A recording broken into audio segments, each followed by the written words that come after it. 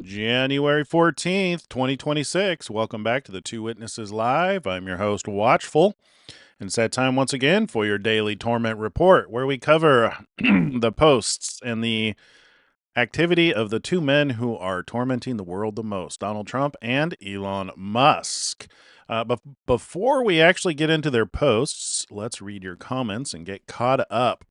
So, Fury says, last night while we were watching the video on Satan, someone asked about Luciferians and the name of their god. And she replied, actually, if you research it and talk to a few, most don't recognize nor worship a god. They also don't refer to themselves as Luciferians.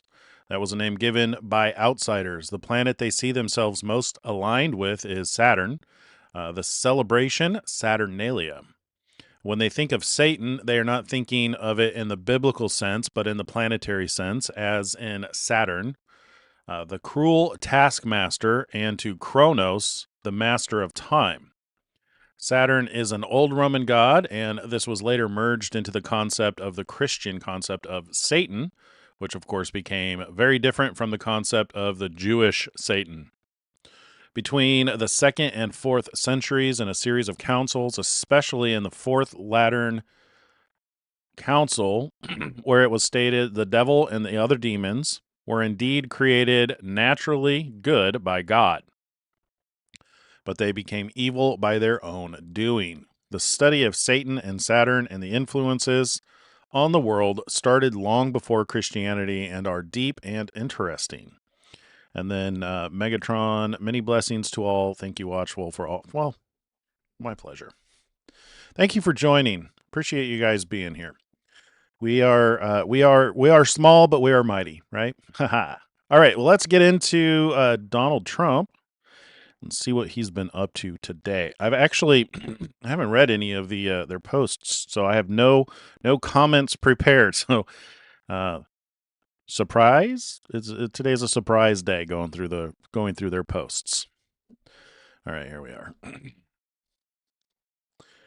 think under my stewardship, the economy is booming. A manufacturing renaissance and soaring household incomes are powering GDP gains that have not been seen in decades, and we are undergoing a disinflationary boom, which is consistent with end time events with the seals. The inflation was limited to the first 4 seals being opened, according to Revelation 6:6. The private sector is growing by over 5%, thanks to most business investment we have ever seen, maybe in history, and inflation trends are looking good. All the smart money knows the hottest economy in the world is the USA. Time to invest. So that's where we left off. And he posted 22 hours ago. Congratulations to John. John Maples wins. Where is this? This is Florida, I think. Florida, HD 87 GOP nominee. There you go. All right, and then 12 hours ago, so going to be a short timeline for Donald Trump. I know he was busy signing things, and he's dealing with Iran and probably the Supreme Court. There's some stuff going on there, so been a busy day for Donald.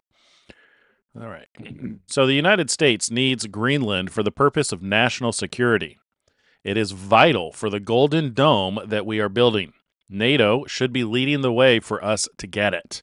If we don't, Russia or China will, and that is not going to happen militarily without the vast power of the United States, much of which I built during my first term and am now bringing to a new and even higher level. NATO would not be an effective force or deterrent, not even close. They know that, and so do I. NATO becomes far more formidable and effective with Greenland in the hands of the United States. Anything less than that is unacceptable. Thank you for your attention to this matter. Yeah. Well, we need Greenland.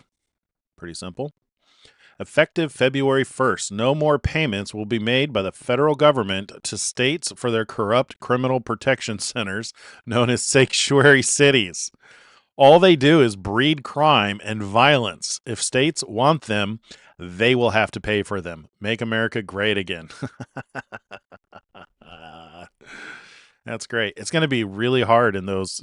Man, this is going to. People are already tormented by Donald Trump. The torment is going to get worse starting in February, which is par for the course because it, by all accounts, and the data seems to be pointing that the Great Tribulation starts in the middle of February.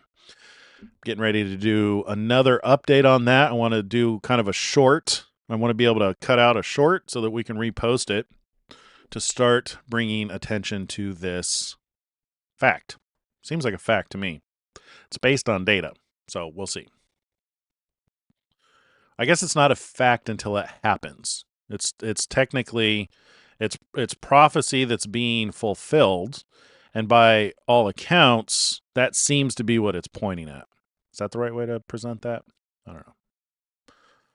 All right. From Donald Trump, breaking news. Numbers released today show that the United States of America has the lowest trade deficit since 2009 and going even lower. In addition, our nation's gross domestic product is predicted to come in at over 5%, and that is after losing at least 1.5% to the Democratic shutdown. These incredible numbers and the unprecedented success of our country are a direct result of tariffs, which have rescued our economy and national security. I hope the Supreme Court is aware of these historic country-saving achievements prior to the issuance of their most important ever decision. Thank you for your attention to this matter, President Donald J. Trump. He hammers that almost every day. Yep. All right, here's an article he posted. They should be thrown out of the USA. Get it done now. That includes their loser rep, Omar, who married her brother, Gross. Somali suitcase stash. Feds say $130 million moved from Ohio airport to Minnesota on its ways overseas. Another article, House Whip says evidence from whistleblower could lead to Walt's indictment. Should be in cuffs. Yeah, it seems that way. Another article he posted 11 hours ago. We're not going to read the articles. You guys, you know they're there. You can read them if you want. NATO tells Denmark to get out of here.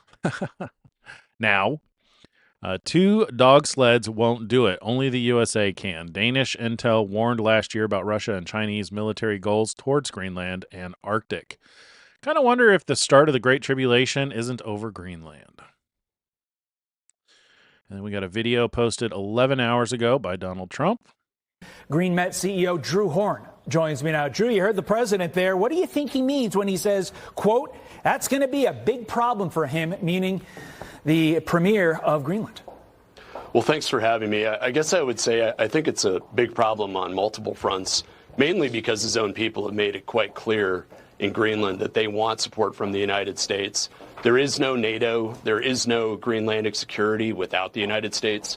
We're already providing not only the security of Greenland, but essentially Denmark's, the entire European security. It's ridiculous for him to talk about how he's going to have to choose between the two. And he's not speaking with the consent of his own constituents when making these kinds of ridiculous statements. So I think President Trump is absolutely right to call him on that ridiculous statement. As we wait to see what comes out of this meeting between Vance, Rubio, Greenland, and Denmark, is there a sweet spot here, Drew, where everyone gets what they want, everyone gets what they need, and quite frankly, everyone gets to save face? And if so, Drew, what is that sweet spot?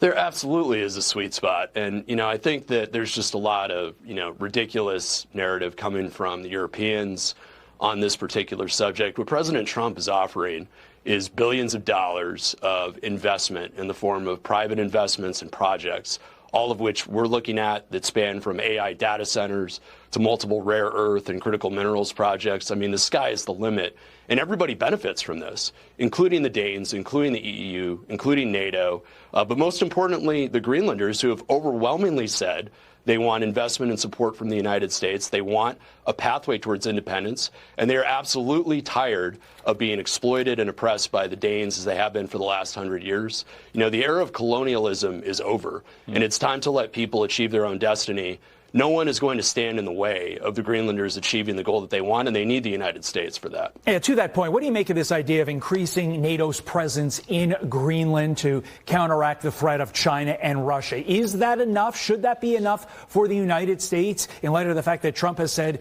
his concern with Greenland is Chinese and Russian investment taking over whatever? Or is this really about the minerals and the mineral rights and being able to unlock what Greenland has to offer to help us economically as well? Well, there's obviously a joint nexus between national security and economic development. I mean, looking at this from the president's perspective, my opinion is he realizes that you need to do both. And so the reality is NATO is not able to protect itself without the United States. I think we need to stop pretending that there's some sort of world in which NATO exists without the United States. We've been propping it up for years and years and years. And obviously, the European members need to do more of a part to contribute and pull their weight. So they do need to contribute more towards the collective Arctic security. Obviously, the United States is, as it has been, going to continue to be the primary contributor and protector there. But at the same time, collectively, we need to look at investment and growth across the board that allows us to pair that with that national security. It's overwhelmingly what the Greenlanders want. It's what the United States wants. It's, you know, in private conversations what the Danes and the EU wants. Let's just stop playing games and pretending here and let the United States bring these options that everybody wants, and we all will benefit from them. Drew Horn with very pointed insight on Greenland. We appreciate your time this morning. Very interesting Thanks so much stuff. for having me. You know what I wonder? With seal number 6, the Earth could rotate as early as August 12th, 2026. If the North and South Pole make their way to the equator, won't that warm Greenland up to where it'll actually be green again? I mean, I don't know if Trump is aware of these things, but this could be, even if he's just doing it by inspiration. I mean, it makes sense to own Greenland for security reasons, but also it may make sense and it may be even more valuable once the Earth rotates. Just a thought. You know, there may be something there that is currently inaccessible due to the snow and ice that may become accessible or strategic in, you know, by 2027. Anyway, just thought. And our final post 2 hours ago this morning, I had a very good call with the interim president of Venezuela, Delcy Rodriguez. We are making tremendous progress as we help Venezuela stabilize and recover. Many topics were discussed, including oil, minerals, trade, and, of course, national security. This partnership between the United States of America and Venezuela will be a spectacular one for all. Venezuela will soon be great and prosperous again, perhaps more so than ever before. And that is all we have for Donald Trump. We may, depending on how quickly we get through Elon Musk, we may go back and watch one of his signings today because he gave some updates on they're allowing NVIDIA to sell some microchips to China and Russia and stuff like that. Not the best of the best, but some, because there's such a massive need for chips and AI and chips in the AI race. But he also gives an update on Iran and some other things. So depending on how we go with time, actually, you know what? We got 15 minutes. Why don't we just do it now? Let me go find that video.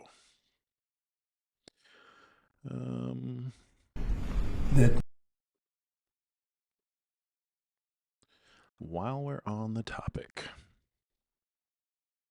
Okay. Hello, everybody. Thank you very much. You see that beautiful milk? That's what we're here for. We're going to be discussing milk and whole milk and how good it is, and how nourishing. And these people all come from beautiful farms. They have a wonderful life.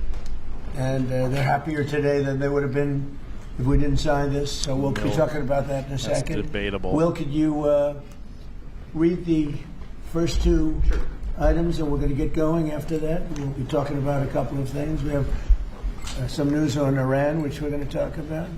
So shortly before you all came in, the president signed 2 executive actions. The first is the result of a Section 232 trade investigation into critical minerals supplies. What it does is it sets up a mechanism, a process by which the United States will seek to secure its international supply chain of critical minerals and critical mineral-derived products. The second is actually the result of another Section 232 trade investigation, this one into semiconductors. It sets up a two-phase process. Under the first phase, semiconductors that are imported into the United States of America that are not then used domestically to build out our AI or computing architecture here will be subject to a 25% tariff. So, for example, semiconductors that were transshipped through the United States to other foreign countries would be subject to that 25% tariff. But those are two executive actions that the President reviewed shortly before you all came in. So they're going to sell chips, basically, and it's a chip. It's not the highest level, but it's a very good level, and China wants them and other people want them, and we're going to be making 25% on the sale of those chips, basically. So we're allowing them to do it, but the United States is getting 25% of the chips in terms of the dollar value, and I think it's a very good deal, great deal. We're taking billions of dollars, and they've done a fantastic job. But it's not the Blackwell or the Rubin; those are the two top. But it's a very good chip, and people want it, and we think it's in our best interest to do. And we have some other little things to talk about. Maybe we'll start that first. Should I start that first? I think they're going to want me to. I have a feeling they're going to want me to. We have been notified, and pretty strongly, but we'll find out what that all means. But we've been told that the killing in Iran is stopping. It's stopped. It's stopping. And there's no plan for executions or executions. So I've been told that on good authority. We'll find out about it. I'm sure if it happens, we'll all be very upset, including you will be very upset. But that's just gotten to me, some information that the killing has stopped, that the executions have stopped. They're not going to have an execution, which a lot of people were talking about for the last couple of days. Today was going to be the day of execution. And another piece of information that I think is very important is the leaker has been found and is in jail right now. And that's the leaker on Venezuela. And a very bad leaker. So there could be some others, and we'll let you know about that. We're hot on their trail. But the leaker has been found, and the leaker's in jail. And will probably be in jail for a long time. Let's see what happens. So we'll let you know. We'll keep you apprised as to what's going to happen with that. And I want to thank all of the incredible people behind me, political people, both Republicans and Democrats, because they like whole milk. Whether you're a Democrat or a Republican, whole milk is, right? That's a great thing. The senator was in the office many years ago. It feels like many years ago, but quite a while ago, right at the beginning of my first term. Yeah, with Elijah Cummings. Right, with Elijah, a very good person. You and I had a good relationship with him. At that time, I think you were a congressman, and you've made a lot of progress. You've done very well. Some would disagree. I don't disagree. I think you've done a great job. But it's great. It's great to have you here again. Thank you. Appreciate it. So today I'm delighted to sign the Whole Milk for Healthy Kids Act into law, which is a very important thing for our farmers, and I think maybe more important for our people, right? The people that drink milk. Yeah, I'm not entirely sure who the leaker was, because my understanding was the capturing Maduro went off without a hitch because they did such a good job on keeping it locked down. Has there been some development after that or during that regarding a leaker? I'm not aware of anything in that regards. To answer Dr. Lauren Holder's question, Lion Dog asked, does he know about the plot to murder him? Are you referring to that new trans kid or person, Nikita or whatever, who killed their parents to raise money in order to go try and assassinate Trump? I don't think he really has mentioned anything like that I've come across. I imagine he's aware of it. I imagine the Secret Service are keeping him informed. or whoever handles the intelligence in that regards. But I imagine that's probably not the only one. They're probably it's probably a multi-front, probably for every president. I imagine that every president always has somebody who's trying to take them out. Trump just seems to be especially tormenting to people, and I imagine he has significantly more who are trying to take him out. And if and if he is indeed one of the two witnesses, we know how that ends for the two witnesses. So it doesn't end in. Well, how do I say that? I was going to say it doesn't end well, but it does actually end well, because so the two witnesses are killed and left in the street for 3.5 days. That's no fun. That's no good. But then they are caught up together in the clouds. So that ends well. That's hard to imagine, though. I mean, I can. The world is going to have to change more than it has for that to be a reality. If you just think about the logistics on it, like even unless you're in another country, so perhaps he and Musk are in another country. Maybe they travel to Israel. Maybe they're at the capital. It almost seems like there would have to be some kind of an insurrection or an invasion to where they would be taken out and then just maybe moved out into the streets. And then left there for 3.5 days, probably propped up with I don't know. Yeah, that's probably how that would have to happen. So there would have to be some kind of an invasion, which here, let me go back over here. The 1,260 days, I'm not entirely sure where to start it. There's a couple of places we could start the 1,260 days for the two witnesses. And the reason is that, so you've got a couple of time measurements in regard to the end times. You have the phrase time, and a half of times, which most interpret to mean 3.5 years, which there's also a reference to 42 months, which happens to be 3.5 years. And there's 1,260 days, again, 3.5 years. So the problem is it tells us that the two witnesses prophesy for 1,260 days. So when do you start? So the Revelation 12 sign, the actual anchor that enables us to calculate events from, happened in 2017. So which implies, considering the fact that we're well past 7 years, God tends to work in 7-year increments. Since we're past 7 years, it implies that there's a 14-year period of events. And that's been holding true for the way things have been happening. So you've got the seals opening up. So I was thinking about this recently, been looking for an opportunity to bring this up. Time and a half of times doesn't actually have to refer to 3.5 years. It could refer to time. It could refer to Moedim. So God's appointed times.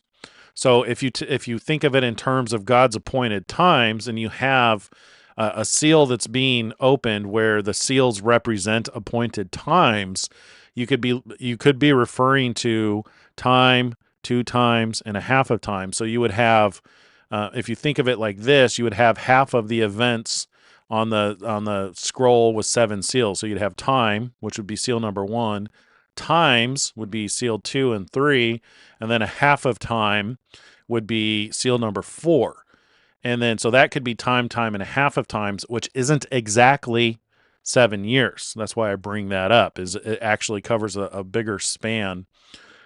Considering we're still in seal number 4 right now, just now getting ready to go into seal number 5. So that's one of the things that makes the count for the two witnesses a little tricky. So when do you start counting? I do believe that the 1,260 days does actually refer to 1,260 days. I'm aware of the theory about it representing years, but everything I've seen for counting like 1,260 years ended long ago. Like we're well past that 1,000 from any dates that I've seen. that where people pick 1,260 years. So I'm of the opinion that it is actually 1,260 days. I'm just not entirely sure where to start it, because if you start from the time that Donald Trump and Elon Musk officially started working together, that was January 20th, 2025. That's the most logical to me. And that's what we use in our title when we're putting in day counts. And that one ends July 3rd, 2028. That's 1,260 days from the start of the Trump administration. However, there's also Revelation 12, where it talks about the serpent pursues the woman for 42 months. And then after it's pursuing the woman, it turns its attention to the children of the woman, which would be pretty much all the religions that were born from Israel, which is pretty much all of them. And so do the two witnesses do you start counting from that period of time, or do you start counting, so that would be, is it including the beginning of seal number 4? So I'm inclined to think that it's probably the January 20th, but that kind of poses some problems with this, because it puts them in the streets, pretty much. So after the Earth rotates, so if this is the Earth rotating, it would put them in the streets, which this could make sense. It would put them in the streets pretty much a month before seal. Oh, that's interesting. No, it would put them into. They would put them in the streets a year after the start of seal number 7. So I don't know. This is the thing with when you're looking at data. You really can't make. I mean, you really can't presume to know what things mean, and so often stuff isn't clear until it happens. That's why I'm very excited about what's going to happen on February 17th, because this eclipse, it's probably not going to be a big. I mean, it could be a big deal, but this one. These all kind of went relatively unnoticed. Like the start of the pandemic, the only reason why we know this day is, one, there was an eclipse on this day, but this is when the news had started reporting that there was some unknown virus that was expanding rapidly. And soon after this is when China started sealing people's doors on their homes to keep them inside. And then this one, seal number 2, was when the Electoral College declared Joe Biden to be the winner of the election, and when he received control over Operation Warp Speed. This one was Joe Biden and Boris Johnson signing the new Atlantic Charter. This one was a little bit more fanfare, because this was when this was more shocking to the world, because this is when the Al-Aqsa flood. The Al-Aqsa flood, when Hamas invaded Israel, and then 7 days later, the response of Israel to Hamas, death followed by hell. So I'm not sure what to expect February 17th, whether it's a declaration of war, whether it's somebody drops a bomb, or, maybe Trump signs something into law, or does something more drastic than what he's done now. If he had captured Maduro, or something happened with Iran, that would be interesting and probably stand out more. So I'm not sure entirely what to expect. We do have some text from the Bible on what to expect from seal number 5, the Great Tribulation. It's supposed to be worse than any time ever on the earth, which you could argue is already happening, given the amount of persecution, tribulation that people are going through around the world. But apparently it gets even worse. And then, so I don't know. So many unknowns. All right, let's get back over here. Do you think Trump derangement syndrome is just a label for those being tortured by Trump? Yes, absolutely. So that's kind of what led to the Torment report, is Trump derangement syndrome's pretty obvious, but when Elon started working with Donald Trump, Musk derangement syndrome has been a growing torment for people. We don't need to finish watching this. We heard basically what I think he gave the update on Iran that I wanted to hear. Yeah. Let's move on to Elon Musk. Okay, and we're going to switch over to here and then pick up where we left off. Right here, I think it was. Remembering Scott Adams. So this is from Zuby. He posted this yesterday. Elon reposted it. I remember seeing Dilbert comic strips as a kid growing up in Saudi Arabia. Little did I know that decades later, I get the chance to hang out with its creator and interview him several times. So that's where we left off. And now we're picking up here. All right. So Elon Musk posted 19 hours ago pretty much an advertisement for Gad Saad's book, Suicidal Empathy. This is actually a pretty good cover. Free a sheep holding a sign saying "Free the wolves," dying to be kind, which is an appropriate meme or appropriate picture of the way the world is right now. It's beyond loving your neighbor as yourself. You know, this would be loving your neighbor despite yourself. Like if you didn't care about yourself, you're loving your neighbor more. Suicidal empathy. I think it's good to love people, but you also need to love yourself. So interesting. Elon says worth reading. And then next we have, this is a simple matter of incentives. Let's see. So responding to Wilfred Riley. The idea that mass illegal migration should simply be allowed is most entirely novel in the history of nations. Elon says this is a simple matter of incentives. Illegals, both illegally and eventually legally, vote for the party that supports illegals, which is the Democratic Party. Democrat activists will therefore fight like hell to keep them in the country, as it is their path to power. And then here's another repost from Elon Musk, from Gad Saad. One is a vaccine for your cognitive system. The other is for your affective system. When taken in tandem, they offer full inoculation against lobotomized degeneracy with zero side effect. Pre-order Suicidal Empathy now. So he's got two of his books up here. One is The Parasitic Mind, How Infectious Ideas Are Killing Common Sense. Ooh, that's a good title. And then Suicidal Empathy. Man, you know, that I'd also even add that this is close to home when it comes to spiritual matters and religion, because religion will cause let me rephrase. I believe that the spirit of Antichrist can be compared to a parasite. I've actually started working on a video like this that I haven't gotten around to finish.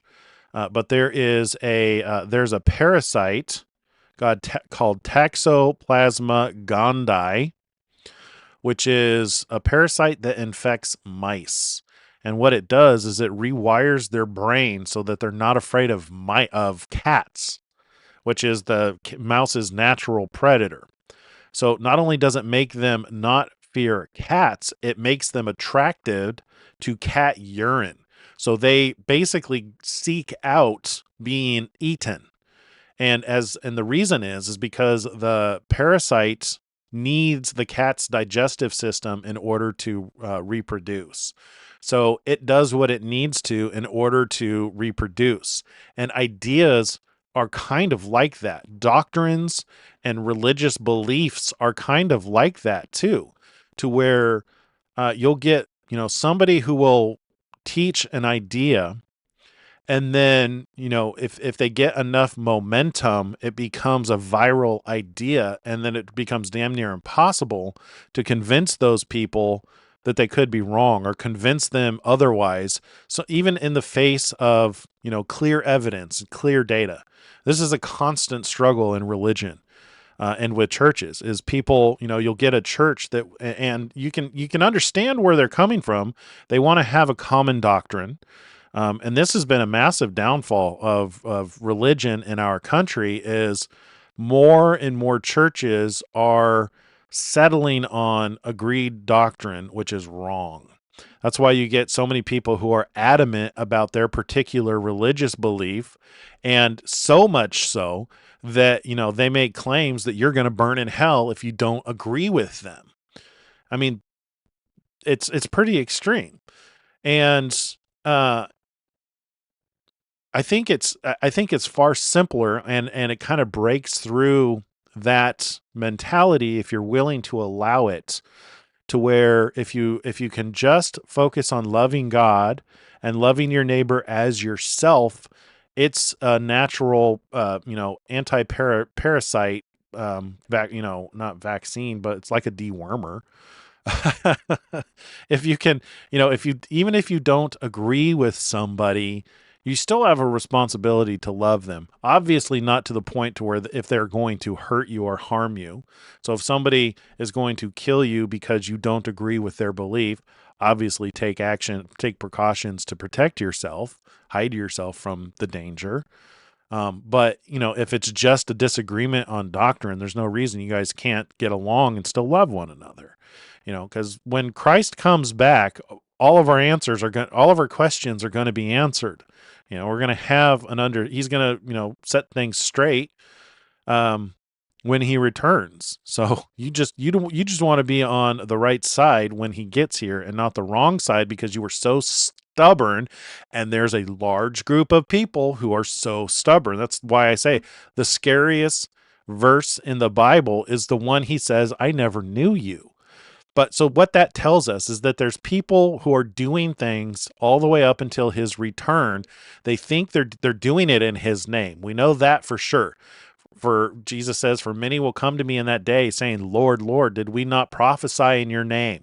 Did we not cast out demons in your name? Did we not do many wonderful works in your name? And he will say to them in that day, I never knew you.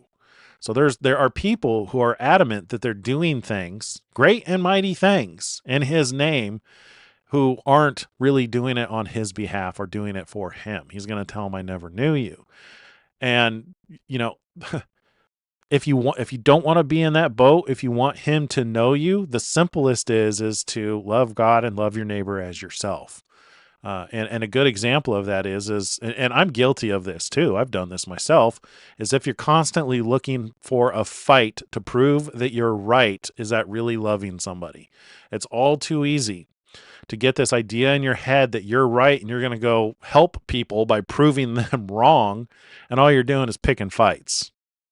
You think you're doing many wonderful works, but all you're doing is picking fights. When was the last time you seriously helped somebody, irregardless of who they were or what they believe? Homelessness is a very serious problem right now.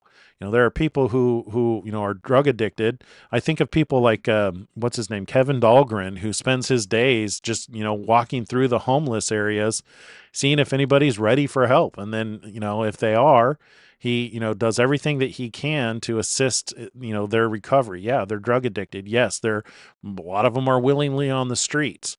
That's really loving your neighbor as yourself. What about, somebody who you've disowned because of, their political beliefs? I really think that a lot of what's going on right now are the trials for testing who you really are at your heart. Yeah, there's a matter of division, but most of it is most of the dividing is on the behalf of the people who have these kind of parasitic mind viruses that cause them to head into danger. All right, there you go. So, yeah, the parasitic mind. What a good analogy for the way that I almost wonder if it's spiritual. Ideas seem to be, and this is something that I wonder when reading the scripture, if a lot of times when it's using the word spirit, if it's not referring to like ideas, because ideas can take on a life of their own. And I think most people realize that. Most people understand that, to where maybe there's not like a conscious entity behind it, but the idea itself almost takes on a kind of life in the way that people, cling to it, because what you believe affects who you are and how you behave. Could you imagine if the entire world accepted, just adopted, love God and love your neighbor as yourself? There would be no conflicts. We would get into a situation to where it's just like, oh, you need Greenland? Okay, well, let's talk about it. That's one thing that's like very interesting about both Donald Trump and Elon Musk is Donald Trump could, with being the most powerful man in the world, could take pretty much anything that he wants. And matter of fact, that's one of the portrayals that one of the things that those on the left fear is that that's what he was going to do. He was going to be a dictator who was just going to come in, cause wars, and take everything that he wants. He doesn't do that. Instead, he's a master negotiator, which is far more loving of your neighbor. He calls everybody his friend, even dictators. He refers to, like Vladimir Putin as, a good guy. Somebody that I get along with. The way that he refers to people is it's like he gives them I'm sure he does it strategically, but it's a basis for moving forward. If you're just your way or the highway and you're a dictator who's going to kill everybody who doesn't agree with you, that seems like a very satanic mentality. But if you have how can we find common ground and move forward in a way that, we're both happy, that's a much more love your neighbor as yourself. Trump obviously loves the United States and he wants the best for the United States. And look at the impact it's had on the entire world. People are happy. Countries are happy. Conflicts are coming to an end. In that regard, he's an amazing witness of what it means to love your neighbor as yourself. Doesn't mean he's weak or a pushover, but he gives every single benefit to, for people to make the right decision, knowing all the facts. So let's keep on. I probably talk about this all night if I don't keep moving on.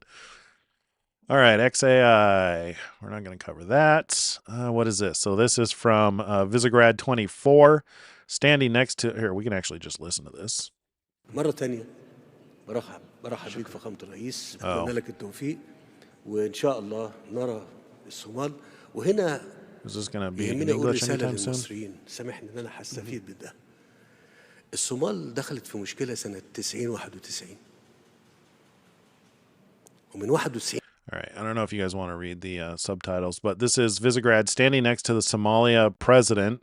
Egypt's president, Abdel Fattah el-Sisi, decides to warn the people of Egypt by using Somalia as a prime example of a failed state that hasn't been able to get anything right for more than 30 years. Man, I really want to know what he says, but I really didn't want to sit here reading subtitles. Well, we could try. This may fail miserably. All right, let me pause it. Pause. We'll start here, and then we'll just turn off the audio. It says, once again, I welcome you, Mr. President. I wish you success, and God willing, we see Somalia. Actually, here, I'd like to send a message to the Egyptian people. Forgive me. I will take advantage of this opportunity. Somalia's troubles began in the year 90 or 91. And since 91 to this day, problems and challenges continued. That ravaged the state's capabilities for more than 30 years. More than 30 years. And whenever we always talk and say to people in countries, take care of your countries and maintain your stability and preserve your countries, and challenges can be faced as long as the state remains stable and secure. As long as the state remains stable and secure. When countries enter a state of instability, they enter but do not return easily. They do not return easily. It takes 20 years, 30 years. I don't know if this will upset my brother, the president, but I say to the Egyptian people, Somalia has an economy of $7 billion with a population of 25 million. It may be a little more than that, but imagine it from 1990 to today if the Somali economy increased by $1 billion annually, where its economy would be today. These are opportunities that the Somalia people lost. And they now have to start from zero, building, restoring, and constructing. These words are for the Egyptian people. Oh, that's it. Well, there you go. Elon said, well, what he said. Yeah. Yeah, that's from like a builder mindset, like a love your neighbor as yourself mindset. They would benefit from that kind of mindset. Can you imagine? I mean, we're very close is a relative term. We're relatively close to true peace on earth. We just have a lot of wars, death, and tribulation between now and then. So it can't get here soon enough. Can't wait till Yeshua returns, and if we're removed from that, why that destruction takes place, I sure hope. I was thinking when we were reading yesterday about the city that comes out of the heavens, the New Jerusalem. Maybe that's the ship he shows up on. Maybe New Jerusalem shows up in the atmosphere. You ever seen that movie where the elite are in the floating, like the island that floats above the earth? Maybe it's like that. And the only ticket to get into the New Jerusalem is if you're in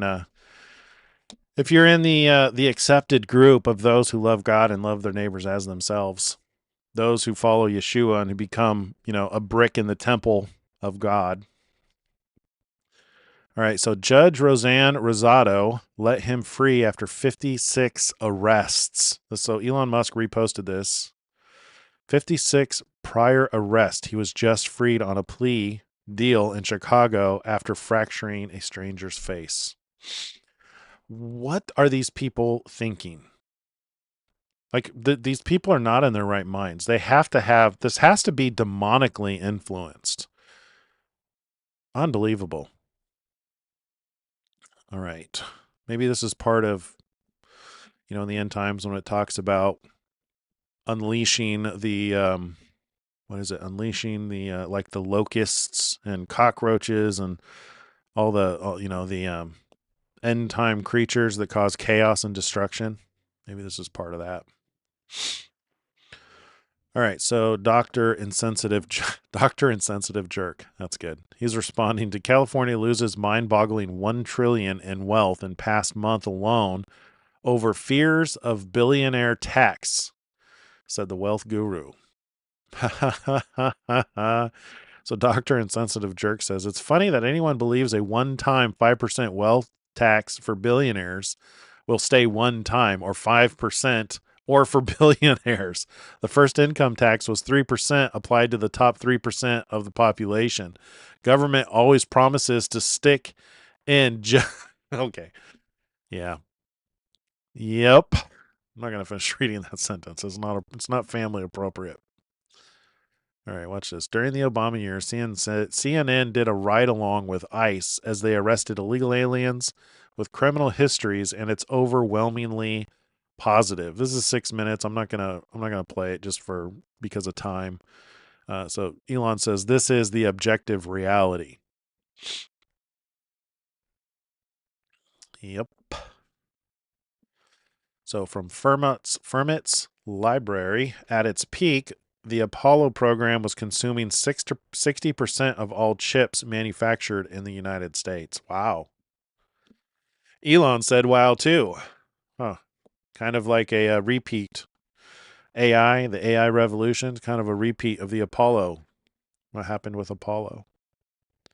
From Doge Designer, for the first time ever, there is a rocket capable of carrying humanity into a Kardashev era. Let's see. Well, let's see. Follower of Jesus says, "Do you think we're close to World War III?" I think we're in World War III with the conflicts. And if it weren't for Trump, the conflicts would be significantly worse. And because of Trump, the future conflicts are probably going to be the worst that the world has ever seen. But that's not, for Trump's fault. That's by God's design. That's what seal number 5 is. It's the great tribulation, the worst. The worst. Here, we should read this. So Matthew 24. For then there will be great tribulation, such as not been since the beginning of the world until this time. So whatever Donald Trump is doing is going to lead to this. And God told Jesus, who told his disciples, who told us, so that when these things come to pass, we will believe. So there's reasons behind all of this. And Jesus, even the beginning of Matthew 24, said, these things must come to pass. All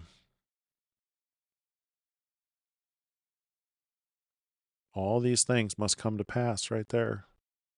See that you are not troubled, for all these things must come to pass, but the end is not yet. For nation will rise against nation. Yeah. For then there will be great tribulation. If we're not in World War III now, we're about to be. Maybe that's the official. So technically we're not in a war because Congress hasn't declared a war. But the conflict and the strife and the civil unrest is growing daily. I believe that February 17th is going to mark some kind of pivot point. And it could be a bomb or it could be a declaration. Maybe it's the official declaration of World War III. I could actually see that being the start of seal number 5. Something that simple, to where Congress officially declares that we're in World War III or something like that. I don't know how the legalities of it work, but that could be the start of, the official seal number 5. For then there will be great tribulation, such as not been since the beginning of the world until this time, no, nor ever shall be. And unless those days were shortened, no flesh would be saved. But for the elect's sake, those days will be shortened. This is what's interesting to me here. I've been thinking about this lately too. So this tells you what's going to be happening during that time. Then if anyone says to you, look, here is the Christ, or there, do not believe it. So during this great tribulation, there's going to be people who think Christ is here or there. Do not believe it, for false Christs and false prophets. So Christ means anointed. So false anointed and false prophets will arise and show great signs and wonders to deceive. This is kind of important. We need like a t-shirt that says, don't be deceived by signs and wonders, because that's what we're getting ready to be a part of. If so, and this is one of the things that bothers me. People like to read this saying that the elect are going to be deceived. It's saying the exact opposite. For false Christs and false prophets will rise and show great signs and wonders to deceive, if possible. Anytime you use the word if possible, it implies the opposite. In other words, it's not possible. So the very elect, it's not possible to deceive them. I would even say that they're sealed. Like once somebody is sealed to something, they cannot be moved from that's the whole point of being sealed. Like the 144,000 are sealed in their forehead with the Father's name. You will never get them to accept anything other than the Father as their God. Where other people will have some other God who they're convinced of, who they're sealed to, that you will never convince them otherwise. So that's when I hear if possible, it implies to me that it is not possible. Even the elect, see, I have told you beforehand. So this is a reference back to like John 14:29.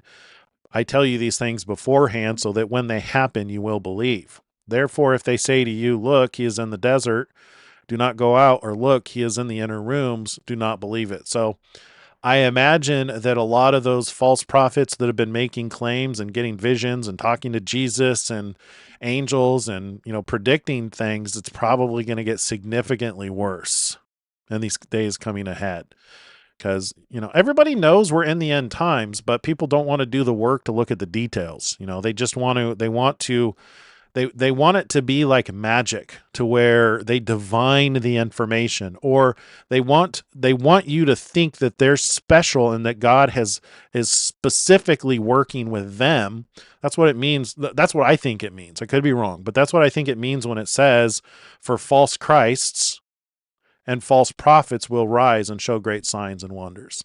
You're going to have people who want you to think they are anointed, or that they're somebody who's special, that they're receiving special information. And you kind of think of it like, subscribe to my channel for more. It's kind of like I hate to put it that way, because we all think we have something special, and we want people to pay attention, but I think it's implied that they think they're special and they're not, because it's lumped in here with false anointed, false prophets. So false prophets are, telling you that something is going to happen that doesn't happen. Or telling you need to believe something that's not going to be good for you. Anyway. Let's get back to the timeline. So, do I think we're close to World War III? If we're not in it, very close. So, if you want to call the Great Tribulation World War III. All right, so from Mike, I don't know how to pronounce his last name, Joff, Mark Joff. Mike Morowitz correctly ascribes California's budget problems to unions and pensions. Elon agrees with that. Meanwhile, public service workers gained more power in the mid-1970s when school teachers were granted the right to strike, followed in 1977 by the rest of the workforce. Today, they are organized into 21 different bargaining units. Oh, I can see why why Elon would make an agreement with this in his companies. He probably has to deal with unions. Two examples of this concentration of power are the catastrophic 1999 legislative decision to give state employees a retroactive pension increase, and the fact that 40% of California's general fund must be spent on K-12 education. Huh. Okay. A tribute to the strength of the teachers' union pensions and the union. Got it. I was just reading, correctly ascribes California's budget problems to unions and pensions. Yeah. So basically you have people and organizations bleeding money, probably continuously. Yet the standard of public education in California trails the national average. In addition, the state is responsible for around $200 billion of unfunded pension liabilities for state employees. Unlike their private sector counterparts, state employees don't have to plan for their own retirement, as their plans are guaranteed by the state. Those Californians without a retirement safety net are also on the hook for more than $85 billion in associated retiree and health benefits for state workers. In 1961, the state contributed about $5 per employee per month to cover the same bills. Yikes. Yeah. All right, moving on. SpaceX news. We're going to skip the business news, where we really don't have a lot of interest in.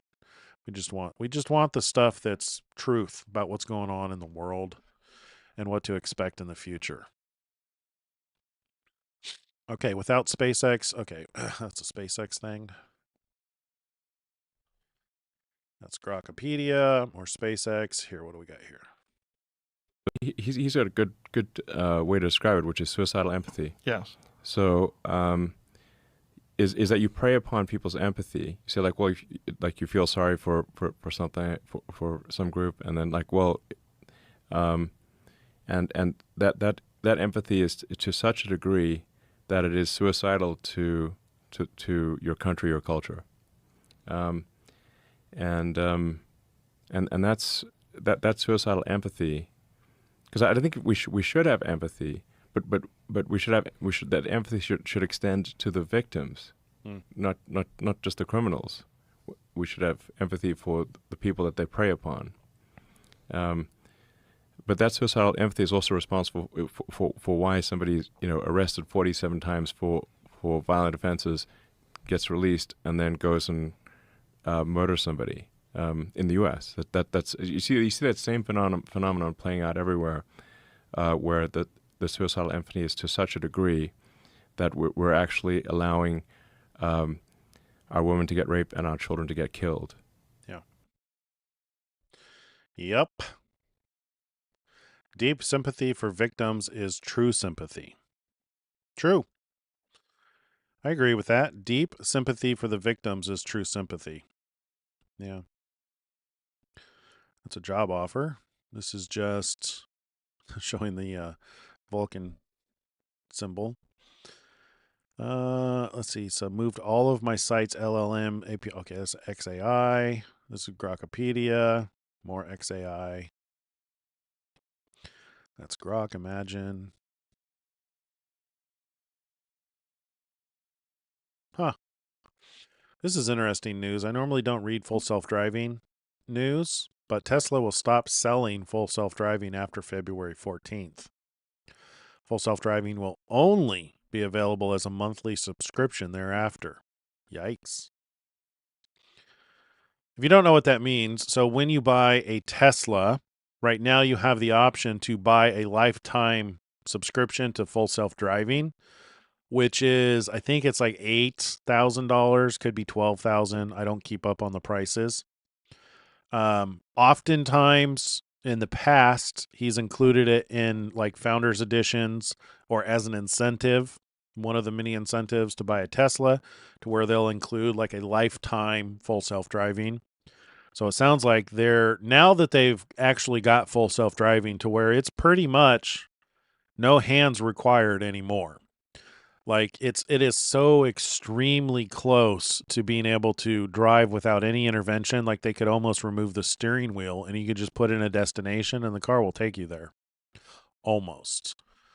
Now that they're at that point, they're removing the option to actually buy it indefinitely and switching to a monthly subscription. So that's interesting.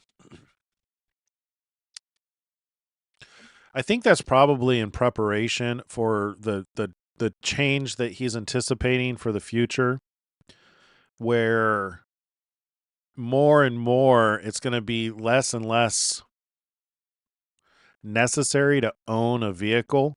So if you can imagine like Uber right now, to where if you go to some place where you don't have your car, people tend to Uber. Well, I imagine that we're probably, and this is something that he's pitched as a vision for a really long time, to where you can buy a Tesla and put it to work and it will go out because of full self-driving. It'll go out and become like an Uber and take people places. And then when you need it, you would just call it back home. And then that way the car is actually earning you money while it's out working. Yeah. So that's kind of like the vision towards the way vehicles are going to be in the future. Whether we actually get there, given what we know about end time events, that's another thing. It kind of begs the question, like, do the two witnesses know they're two witnesses? Or is it just that these are the two men who have worked to become the most powerful men in the world, who are anointed by God because they have the right hearts? And they're not religious. So one of the biggest pushbacks I get from people who disagree with Donald Trump and Elon Musk being the two witnesses is that they don't fit any kind of religious template that people expect.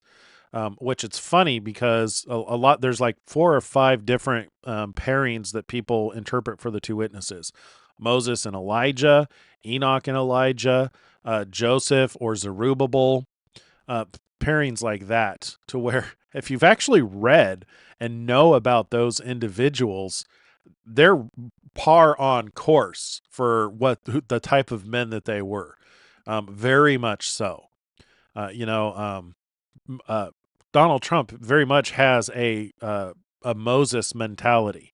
You think about it. Moses was raised in the palace with Pharaoh. He was rich from birth. And who knows what kind of life Moses had growing up. We know that he was raised by his mother, so he was raised to love his own people, even though Pharaoh didn't know that he was children of Israel or Hebrew. But when there was a situation, he killed a man in defense of his own people. And we don't have perfect pasts, and people like to say that Trump's has an imperfect past, therefore he can't be one of God's two witnesses. Well, that's what makes him a perfect witness. Somebody who is a sinner, who's a failure, who's trying to make amends for the wrongs that he's done. Isn't that describe all of us? I mean, like, and he is a witness of that, and that God has truly blessed him. He has clearly lived an inspired life, and he clearly has a heart for God. And it blows my mind that people don't see that. So people are so suspicious. And a lot of it is due to this parasitic virus, the Antichrist, that they think that he is the Antichrist, or they think Elon Musk is the Antichrist, because they're under the opinion that the Antichrist is an end-time ruler. So they're looking for an end-time ruler who fits what they believe is the image of the Antichrist. Therefore, they're looking on the outside appearance, and they're trying to label every little evil thing he did to put him into that category of Antichrist, rather than, yes, a man who's made mistakes, who's trying to bring peace to the world. And as a result, he's ultimately probably going to bring in the Great Tribulation. So you can see the complexities between, the different framing, the different perspectives. Clearly the two witnesses breathe fire from their mouth, torment the whole world. I mean, like, they're problematic. So Donald Trump and Elon Musk are both very problematic. But it doesn't exclude them from, fitting this template. People, it's interesting. People who haven't truly thought things through, and they make assumptions based on, poor information, scoff at the idea that these two men who are terrible men tormenting the world could ever be God's chosen anointed ones who stand before him. And yet these two men are wealthy and sacrificing everything that they have built and for the benefit of mankind.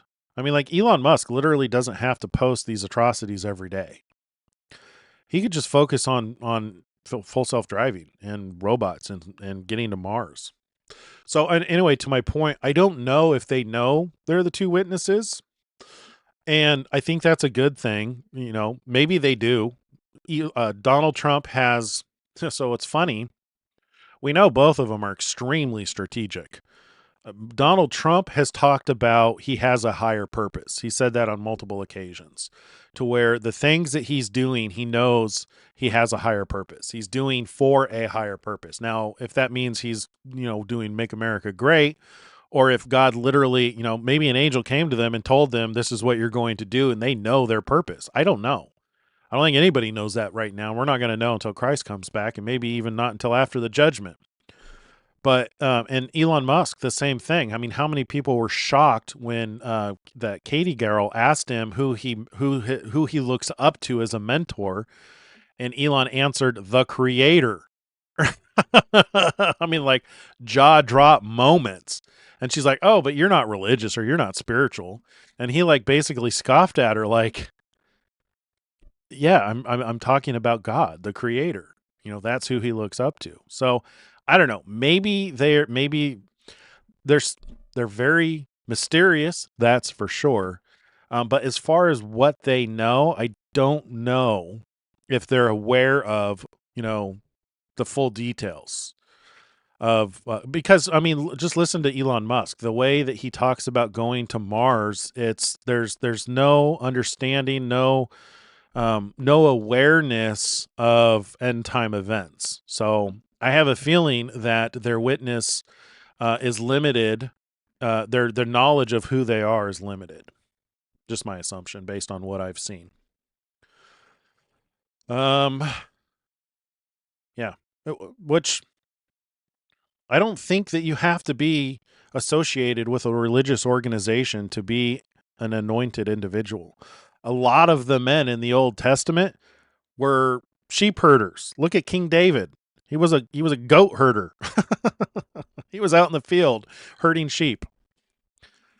Same thing for Saul. I think Saul was a shepherd. So it's not like they're involved in religious organizations and that's what gives them authority. No, God chooses people based on their heart, not their outward appearance. Anyway, let's keep going.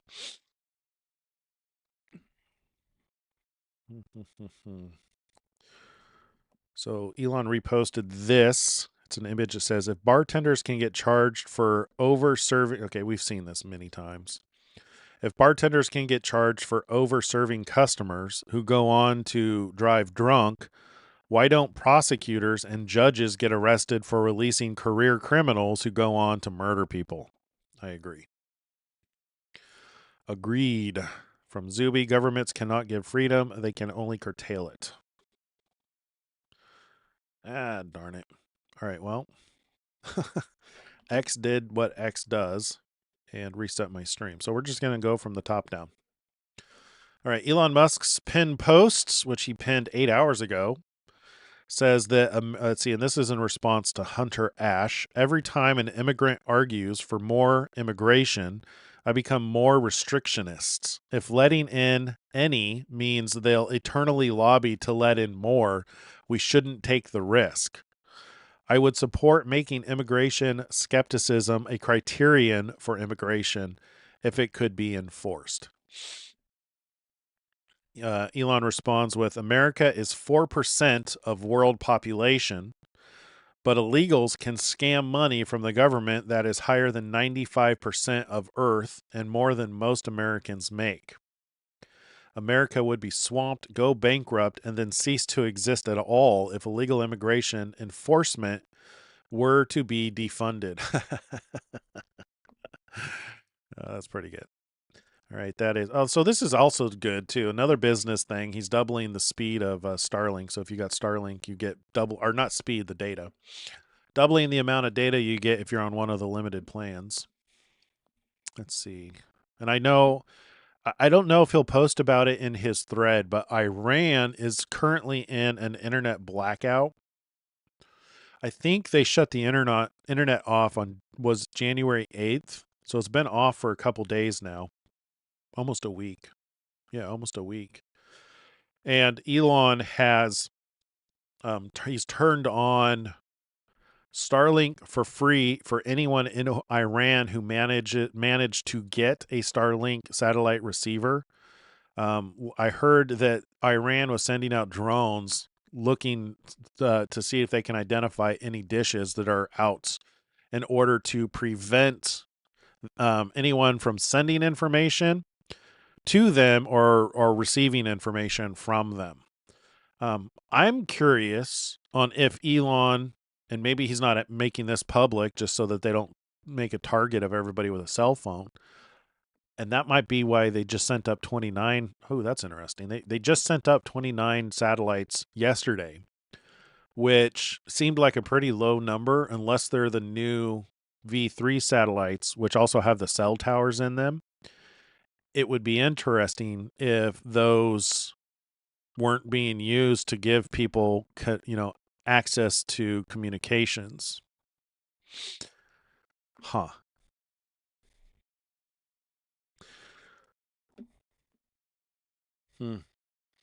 Interesting. Let's see. So this is 3 hours ago. To understand the universe, we've doubled down on pushing. Okay, Grok.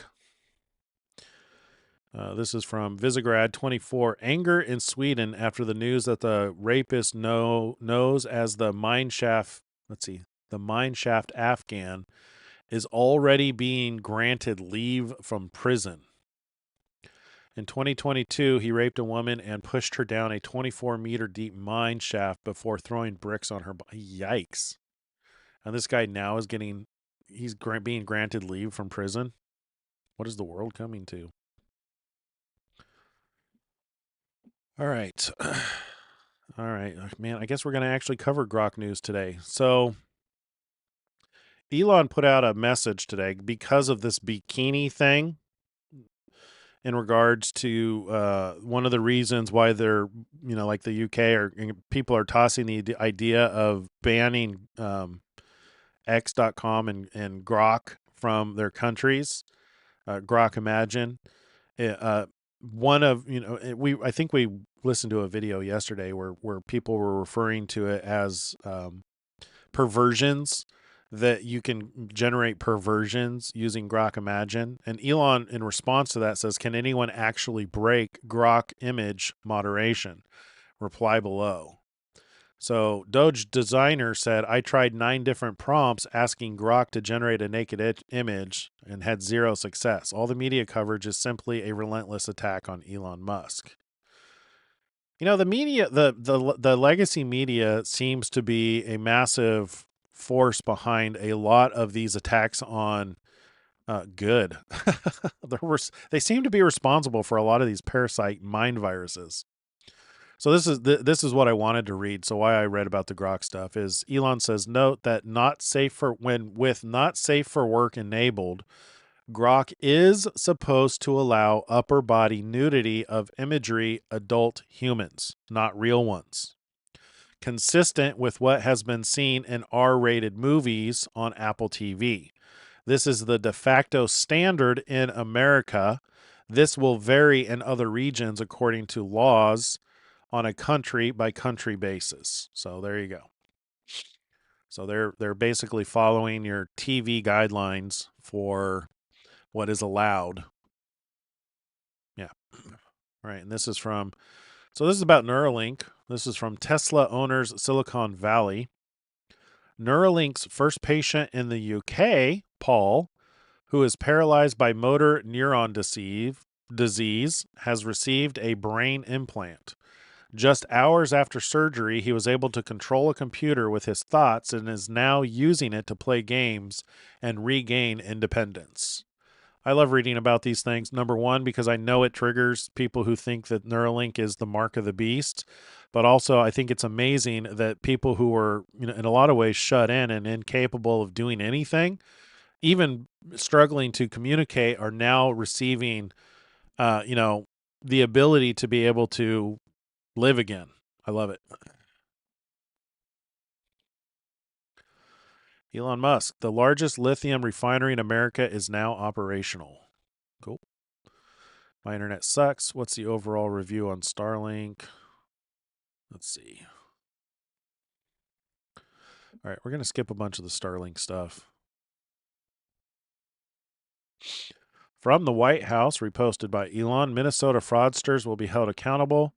The videos from Nick Shirley have shed tremendous light on the situation in Minnesota, and the Department of Justice will continue to lead the effort to identify and prosecute fraud.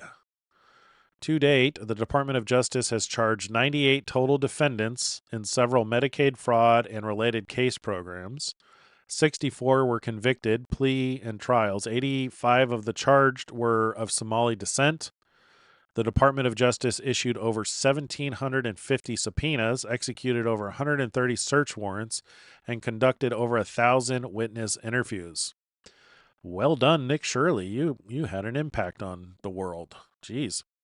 Programs that were ripe with fraud. Feeding Our Future, $300 to $400 million in fraud. Falsely claimed to have served millions of free meals to children during the COVID pandemic.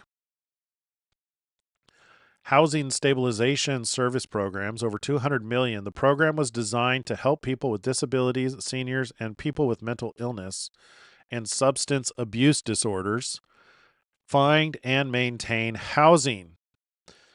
Obviously, they did a terrible job because there's a lot of people on the streets who are addicted to drugs and don't have housing. Autism EIDBI programs, 700 million. Defendants paid kickbacks to parents in the Somali community to have their children diagnosed as autistic and bring them to their autism clinics.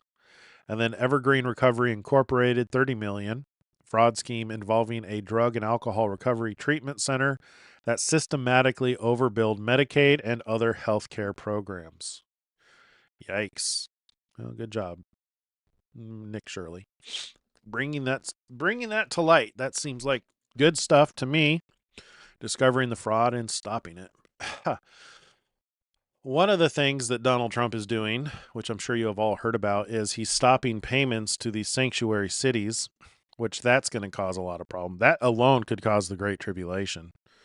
I believe that starts February 1st. So if you think about it, if you game it out, so if he stops payments, because there's, 22 sanctuary cities? And it's more than that. I think it's it's more than 22 sanctuary cities. I think it's in the number of 80. So I believe he's going to stop funding to 80 cities that are considered sanctuary cities. Oh no, it's 22 states where voter ID is not required. That's what I was thinking of. So if he's going to stop funding to 80 sanctuary cities, if anybody there is legitimately depending on that money in order to pay their bills, and if they haven't done any planning and preparation, it's going to be 1 to 2 weeks before chaos hits. Can you imagine the toilet paper apocalypse? People in cities, if they have no access to free money and they're not capable of getting a job and they don't have any friends, or if they don't have any friends or family who has resources to feed them, what are they going to do? I imagine probably for the first week, they'll probably play nice, but in the second week, they're going to probably start to get more and more desperate. And it wouldn't surprise me if they don't start plundering the grocery market, the grocery store, which is just going to lead to a Summer of Love 2.0, where people are going to, take care of themselves. And do you think those supermarkets are going to get refilled with food quickly? I imagine Trump or the states will do something. FEMA probably doesn't have any money. They sent all their money to the illegal immigrants. So, I mean, that could even be a potential for the start of the Great Tribulation. I don't know. That seems kind of small in comparison to some of the other things that are going on with Venezuela and Iran. Whatever it is, I imagine it's probably going to be global because it talks about worse than anything that's ever happened on the earth. Yeah. Let's see. What is this? Update. Let's see. Buckle up. So this is from Dr. Oz. Buckle up for this one. Based on our initial set of audits, more than $1 billion of federal taxpayer dollars were being spent on funding Medicaid for illegal immigrants. And my team is getting it back. Some want to deny that illegal immigrants are receiving Medicaid. Others insist it's illegal for Medicaid to cover illegal immigrants. And others accurately point out that hospitals can provide emergency services to illegal immigrants under the program. We can all agree on this. Rooting out fraud, waste, and abuse is essential to protecting this program for the most vulnerable. It's also one of the Trump administration's top priorities. Let me lay down the facts. The truth is that federal law is supposed to prohibit federal Medicaid dollars broadly from being used to cover illegal immigrants. It does permit states to use Medicaid dollars for emergency treatments regardless of patients' citizenship or immigration status. States can also legally build Medicaid programs for illegal immigrants using their own state tax dollars so long as no federal tax dollars are used. But that didn't stop Democrats from going even further by breaking federal law to give illegal immigrants federal Medicaid dollars meant for American citizens. Earlier this year, the CMS team began auditing state Medicaid programs to ensure they were following the law and not spending any federal tax dollars on illegal immigrants outside of emergency Medicaid. What we found was shocking. In a preliminary review of 6 states, we found those states improperly using federal tax dollars for their allegedly state-funded program and providing coverage to individuals, including some with criminal records of murder and assault. California, 1.3, is that a billion? I think that's 1.3 billion. DC, 2,114,000. Illinois, 29 million. Washington, 2 million. Colorado, 1.5. And Oregon, 5.4 million. We notified the states, and many have begun refunding the money, but what if we had never asked? Whether willful or not, the state conduct highlights a terrifying reality. American taxpayers have been footing the bill for illegal immigrants' Medicaid coverage, despite many Democrats and media insisting otherwise. Democrats are demanding the repeal of the president's Working Families Tax Cuts legislation in order for their votes to reopen the government. This law wisely strengthened our ability to limit federal dollars from being spent on health care for illegal immigrants. Until Democrats explicitly drop that demand, they're blatantly holding the government hostage over giving Medicaid to illegal immigrants. Oh, we could have listened to him. All right. Okay, well, there you go. And then the response here is it's worse than we thought. In October, we flagged $1.3 billion in Medicaid funds that 6 states have unlawfully spent on health care. Elon says, so in another post, he says, teaching people to hate America fundamentally destroys patriotism and the desire to defend our country. Such teachings should be viewed as treason and those who do it imprisoned. Fair enough. In 2022, 45% of high schoolers polled say they were taught that America is built on stolen land in class at school, and another 22% heard it from an adult there.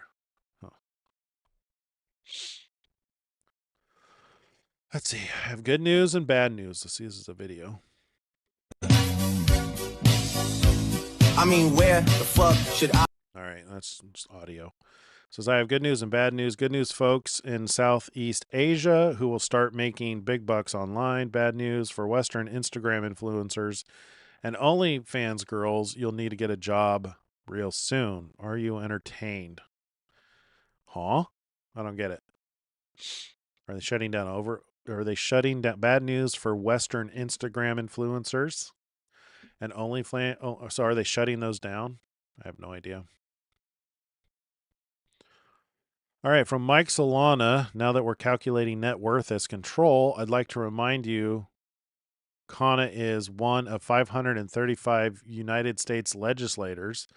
That gives him around 0.19% of control of a $6.3 trillion budget and brings his net worth to something like $12 billion. His tax bill is $598 million. What? Am I like on a different... Why are we reading this? Why did he post that? Now that we're calculating net worth as control. I feel like I'm missing context. He reposted that. There's no context.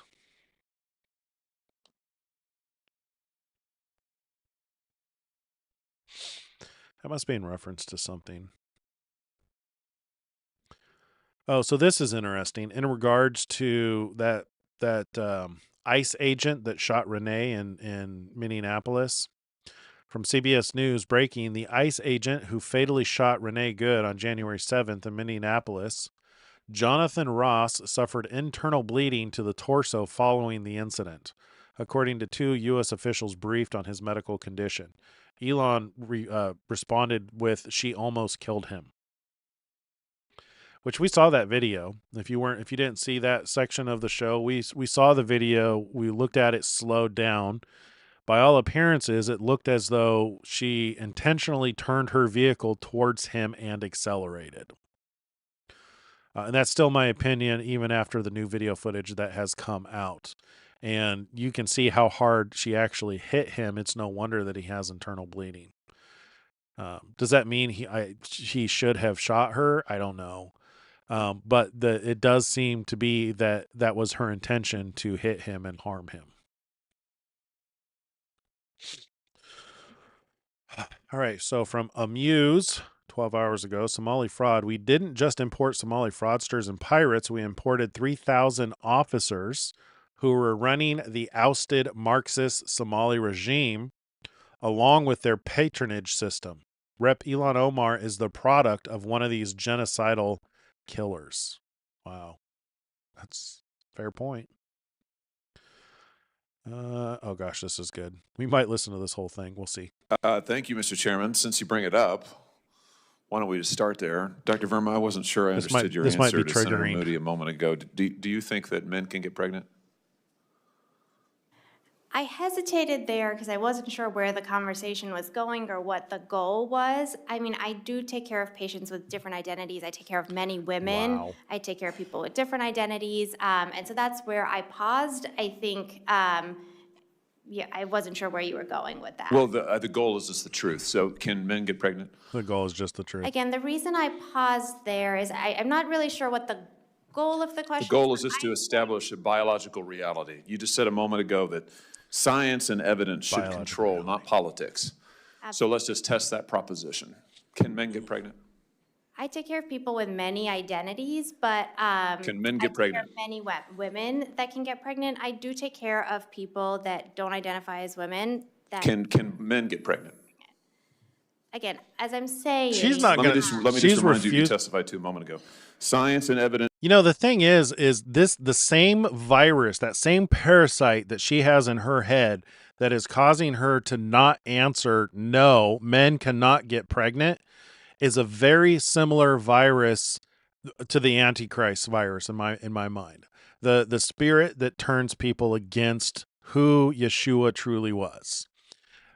There are things, and I think that's why the tests, it's such a simple test, is if they'll acknowledge that Jesus came in the flesh, the spirit is of God.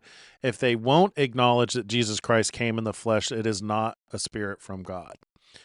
It's because people get and to me it seems like it could be spiritual, but it could also be just like you believe so deeply to a certain belief system, and in her case, for some reason, she's got it in her head that, and I don't know because she doesn't want to come across as, if she doesn't want to be attacked if she says that men cannot get pregnant, that she's gonna, jeopardize her business, her whatever, you know what I mean? Or if she truly believes that in some circumstance men can get pregnant and she's reluctant to answer, something in her brain is preventing her from answering that men cannot get pregnant. And we see similar behavior in people who have doctrinal mind viruses. It should control, not politics. Absolutely. So can men get pregnant? You're a doctor, agree. I think. Science and evidence should guide medicine.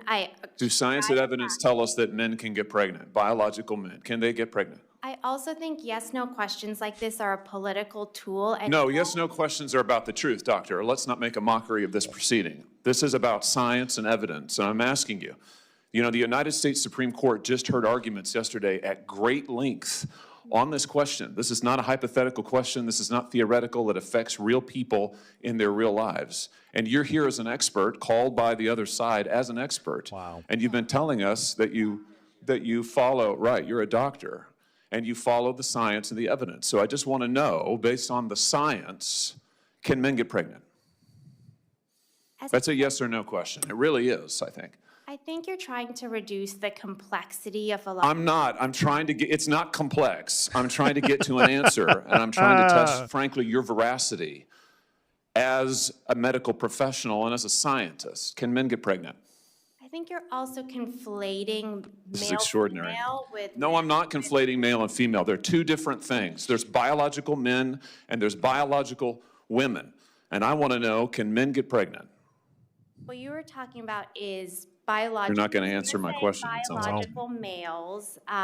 This isn't hard, doctor. Can men get pregnant? This is one of the reasons why I stopped debating, is because it's frustrating when somebody is sealed to an idea or a doctrine. They're under no circumstance. It doesn't matter how much logic you bring or how much truth and reality you present.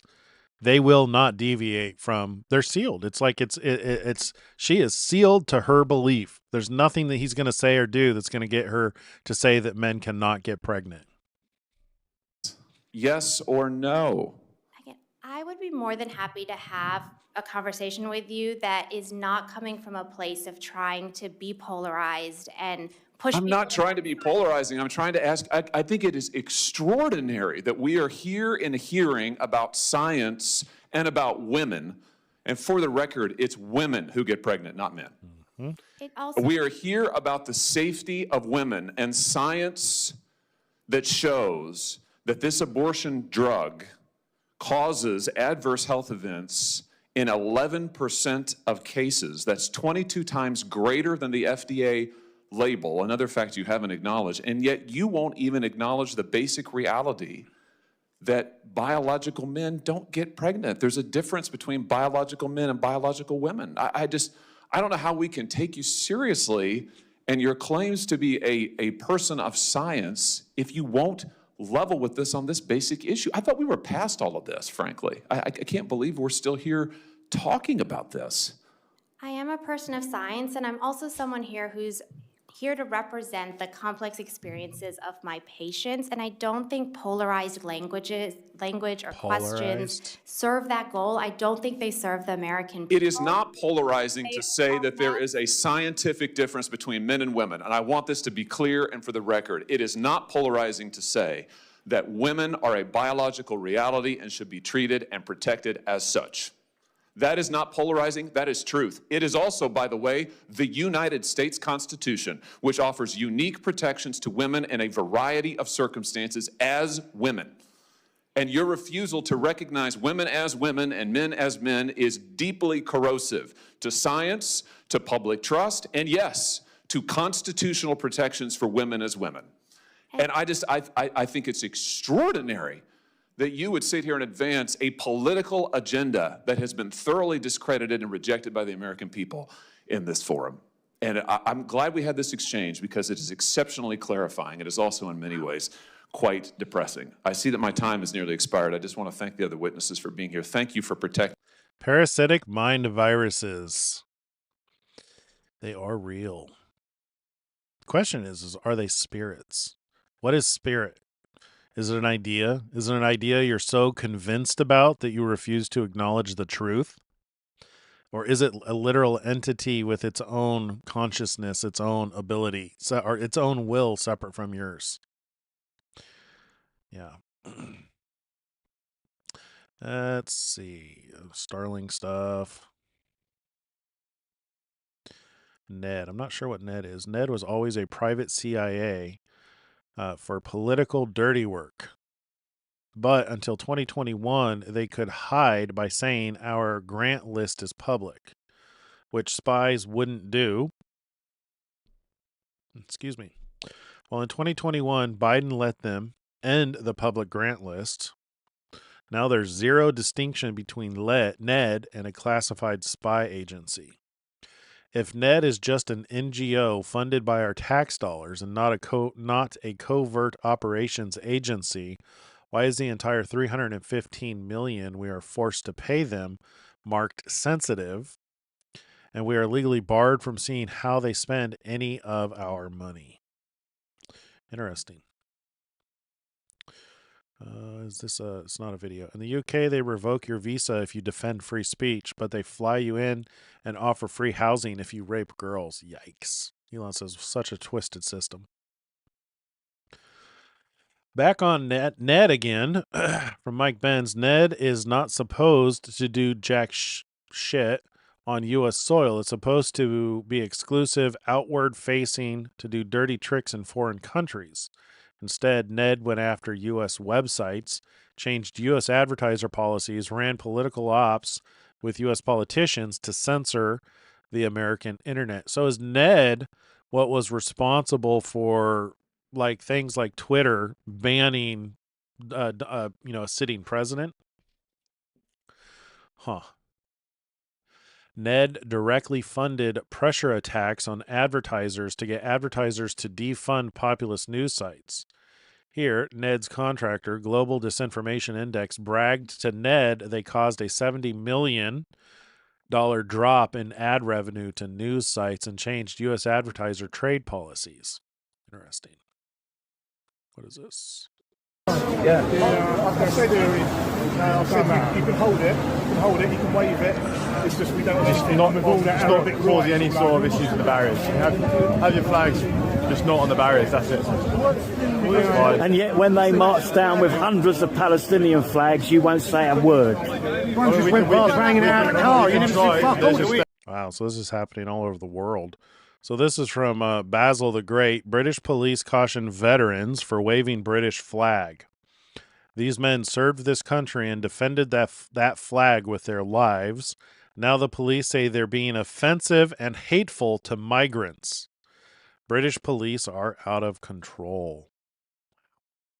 There's way more of them than there is of us. The car just went past one of their flags outside. You never said fuck all to them. No, it's displaying on these barriers. I know, but he's driving a motor. We're talking about these barriers. It's not about the motor. I'm just talking about the barriers. They was flying them off Churchill the other day. You didn't do nothing then, did you? I wasn't there. No, you wasn't there, but you didn't do nothing. That's an organised. You get the idea. That's amazing. A lot of stuff on Ned today. So there will be a vote on the House floor today to do just that. Urge your representative to vote. Defund Ned. Oh, it's the National Endowment for Democracy. Another one of those legit sounding names. The National Endowment for Democracy was established in 1983 with the stated mission of promoting democracy abroad. However, the organization quickly evolved into a key contributor to global censorship campaigns and domestic propaganda. Rep. Eli Crane introduced an amendment to prevent taxpayer dollars from fueling these activities that oppose U.S. Constitution and American values. Elon says, defund Ned. Fair enough. All right, from Eva, holy shit, I've been banned from traveling to the UK. They revoked my ETA. Your presence in the UK is not considered to be conducive. Let's see, you've been... This means you cannot travel to the UK without a visa. This is because your presence in the UK is not considered to be conducive to the public good. You cannot appeal this decision. Wow. Evelyn Hahn says, Eva is not conducive to the public good in the UK, but somehow all the imported terrorists, rapists, and murderers are welcome. Yeah, so just get rid of your visa. They'll let you in. Just say you don't have any visa, no ID, and you're of Somali descent. See? Easy. They just made it easier for you to get into the country. God. Wow. All right. From Mike Benz, here is Ned's in-house journal instructing the left-wing government of Poland to mass arrest the entire leadership of Poland's pro-Trump party who had won the prior election. Elon says this is crazy. Again, from Mike Benz, trending now, a chance to finally defund the National Endowment for Destroying Democracy. Today's news. House prepares vote on defunding National Endowment for Democracy. And Elon says, defund the blob. Wow. What is this? These individuals were roaming free in your city because your policies do not cooperate with detainers, and so ICE is then going to get these people off the street. You would agree that the streets are safer without these individuals on your streets? Look, in Minneapolis and in Minnesota, we are anti-murder, we are anti-crime, we are for improving the safety wherever we can. And by the way, we have worked with administrations, both present and past, to drive down crime. We've worked with the DEA, the ATF, the FBI to prosecute and charge violent crime. We've worked to get perpetrators of violent gun crime off the street, narcotics off the street. In fact, the work that was conducted was so successful, it resulted in the lowest number of shootings on record on, for instance, the North Side. We are willing to work with people when it's about murder and when it's about crime. But the truth is that this ain't about that.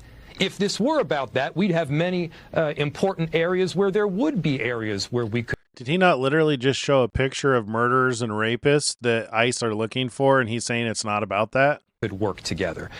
This, however, is the largest immigration enforcement action on record in the United States. And so I would just ask you, why is the largest scale immigration enforcement action taking place where we don't even have that many undocumented immigrants? Why would it not take place in Texas or Florida or Utah, where you do actually have those large numbers of undocumented immigrants?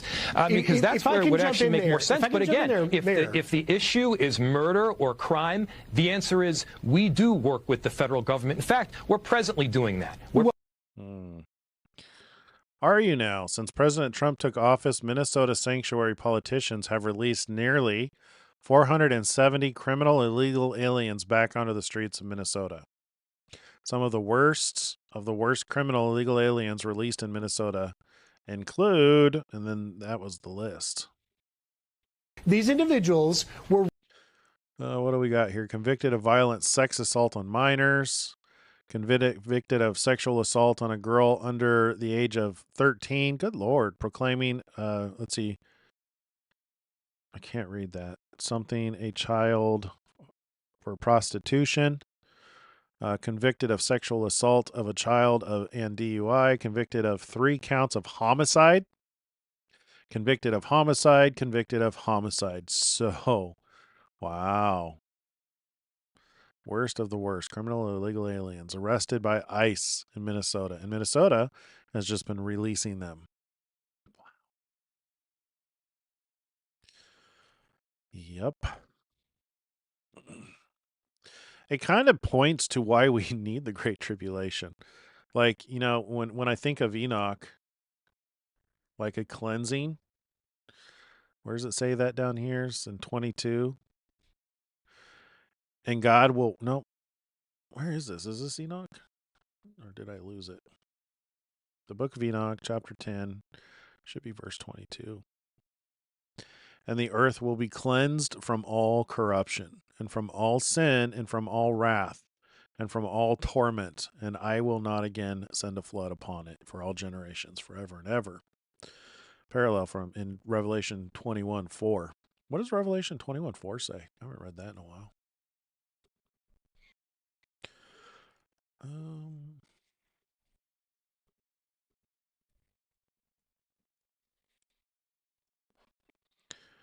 Himself will be, let's see, where is this? 4. And God will wipe away every tear from their eyes. There shall be no more death, nor sorrow, nor crying. There shall be no more pain, for the former things have passed away. Oh, that's exciting. That's what we have at the end of the Great Tribulation. Something to look forward to. All right, moving on. Secretary of War Pete Hegseth, we are forging a new arsenal. Thank you, Elon. No one on earth can out-innovate an American entrepreneur once freed from the dead weight of stifling bureaucracy. We will forge a new arsenal of freedom. And if you missed my comments on this, in summary, what they're doing is they're changing from the old business model, the old government model, full of bureaucracy and red tape, to something more comparable to corporate America, to where they're going to literally have like a CTO, a chief technology officer, and they're going to pattern their organization, the Department of War, after Elon Musk's business principles, which he has proven are capable of, high levels of efficiency and speed. In this speech, he talked about every week the people responsible parties will be required to report what they have accomplished on a given week. And then they're also going to implement other practices pioneered by, but implemented by Elon Musk in order to develop rapidly. So some things like Elon Musk constantly talks about a first principles approach. Often companies will spend a lot of time building something that should have never been built in the first place. Elon's a minimalist and, building only what is needed and focusing on that. And then the other thing that was really interesting that he announced is they're connecting everything for the purpose of AI to be able to interact with everything in the War Department. And this could very well be part of giving breath to the image of the beast. So biblically, beast is typically defined as some kind of a kingdom or government. Sometimes it refers to a king, but by and large, it refers to a governing body, a governing system. So if you can imagine, giving breath to a governing system could be interpreted to mean giving a type of life to a system of control, AI, which if they're putting AI in charge of all of the world's superpower military force, that might be the image of the beast right there. That very well, if in the wrong hands, could be used to force people to confess one god or another, to take the mark of the beast, which will be confessing something as God, which is not God. So we know the right thing you want to be sealed to. You want to have the Lamb's Father's name. That's what you want to be sealed to. The Creator of the heavens and the earth. So whatever this image of the beast is, it's going to force the whole world, every man, woman, and child, free and slave and poor, to take the mark of the beast. When do you think that happens? Do you think that happens during seal number 5 or after the earth rotates? So I can imagine, so logistically, it's easier to control fewer people. If the Great Tribulation reduces the population of Earth significantly, of course, it has to leave enough people for the further reductions that are mentioned in the seals. So we know seal number 7, a quarter of the Earth is killed, and then there's another section that a third of the Earth is killed. So if you combine that with the Great Tribulation, it would make sense that after a lot of say the Great Tribulation reduces the population greatly on the Earth, then you have the rotation of the planet, which is probably also going to cause loss of life. At that point, it would be significantly easier to force every man, woman, and child into some kind of a belief system. So I would venture, and I could be totally wrong on this, I would venture to say probably seal number 6, maybe seal number 7. Seal number 7 is God's wrath. But if I'm remembering correctly, when do the angels go to and fro saying not to take the mark of the beast? Is that seal number 7? So this is an interesting thought. Bear with me while I chase this down.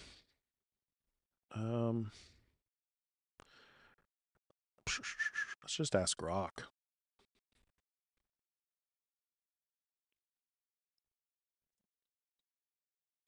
Let's see, what seal do the angels go back and forth saying not to take the mark?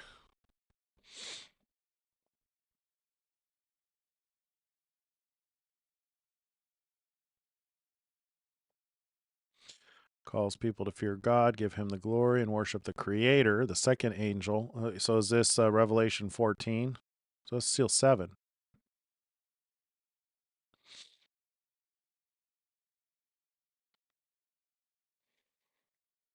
I think that's seal 7. Is that so? Seal 7 is actually Revelation. Was it 7 and 8?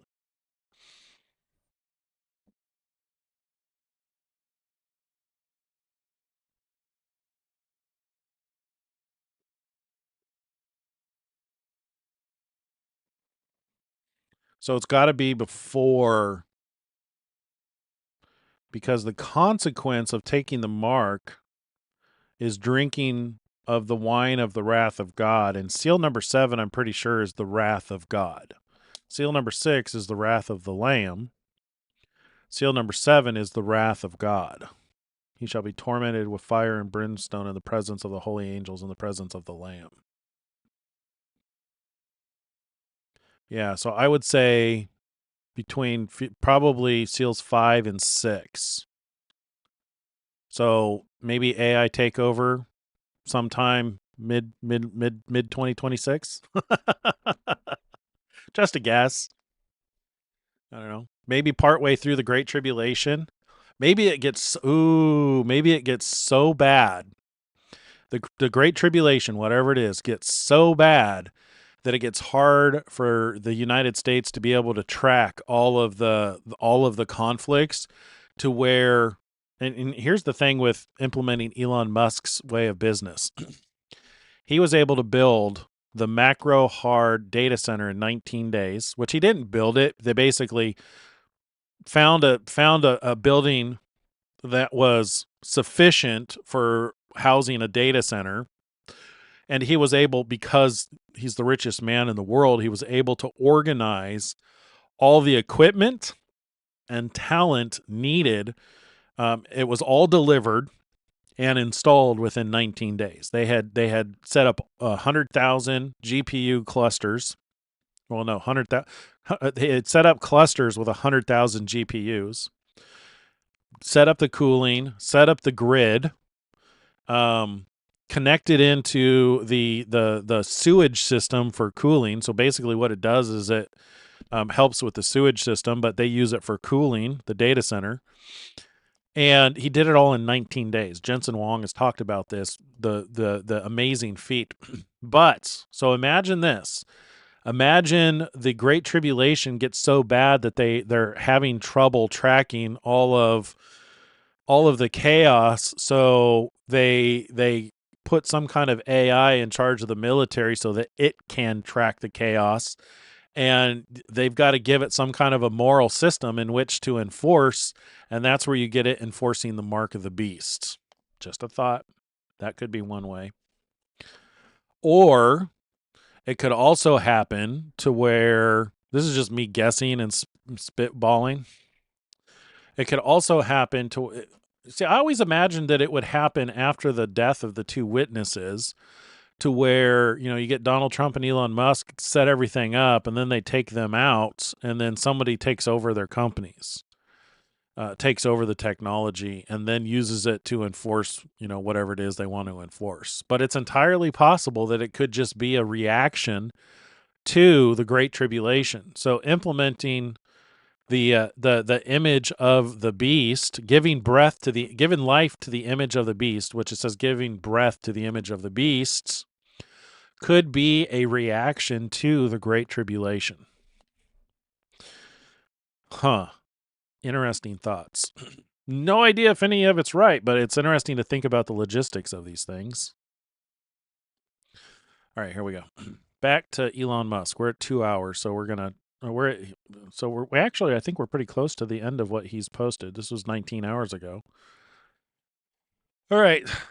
So this is RFK Jr. What does he have to say? I sued the Biden administration, and I won that lawsuit. And what we found through discovery was that 37 hours after President Biden took the oath of office, swearing to uphold the Constitution, he appointed a group in the White House to censor me and other people. But I was the first one censored, and and we now have the emails between him and this group and Mark Zuckerberg and other people at Twitter, et cetera, which Elon, made public, and thank God for him. And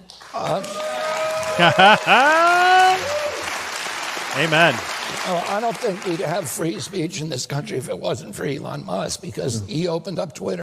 That seems to be the purpose of the two anointed ones, the two olive trees. It seems as though the golden oil could very likely be free speech, but at a higher level truth, that we can still have access to the truth. And he allowed people to see what was actually happening. And by the way, against the advice of all of his attorneys, he turned all these documents over to a bunch of journalists and said, do what you want with them. Yeah. That's unheard of. Yep. Good thing. Good timing. Good times. Let's see. This is from Keir Starmer says so this is from Basil the Great again. Keir Starmer says investigation into X will carry on despite admitting X isn't breaking the law. Oh, fantastic. Of Grok and X are disgusting and they're shameful. And frankly, the decision to then turn this into a premium service is horrific. And we're absolutely determined to take action here. We've made it clear that X has to act, and if not, Ofcom has our full backing and will introduce and are introducing legislation. Mr. Speaker, to update the House, I have been informed this morning that X is acting to ensure full compliance with UK law. If so, that is welcome, but we're not going to back down. They must act. We will take the necessary measures. We will strengthen existing laws and prepare for legislation if it needs to go further. And Ofcom will continue its independent investigation. Of Grok and X are disgusting and they're shameful. Wow.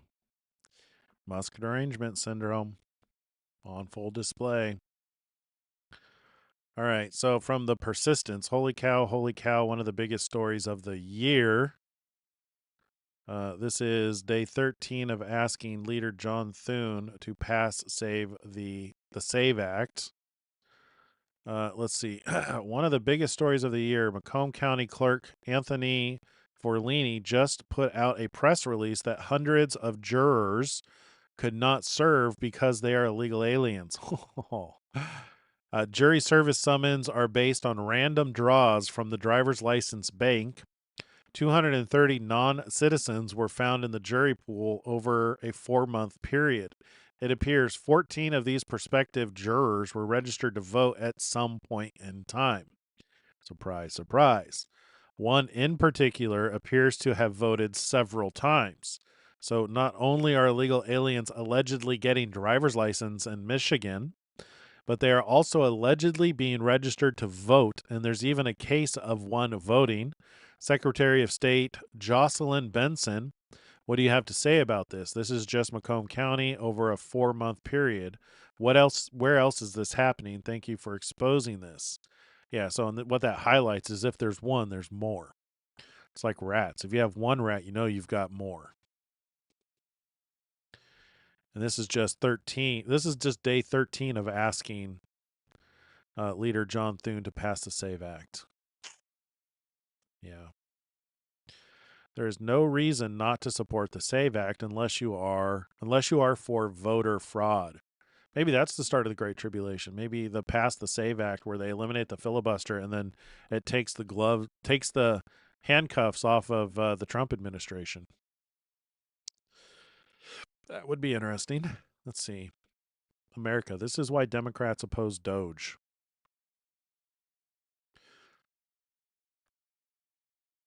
We have boots on the ground in Minnesota, and through our fraud prevention, we have found that there is likely over $84 million in eligible assistance that was given to the state of Minnesota during the Biden administration, including almost $500,000 in improper assistance to over 500 dead tenants. And so you think about that, Tony.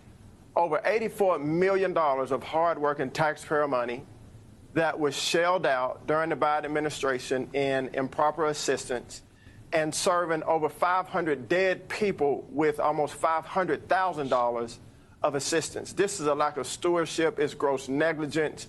But I'm grateful at this time that our team on the ground has found these improper payments, and we will hold those accountable that are responsible for this. We have.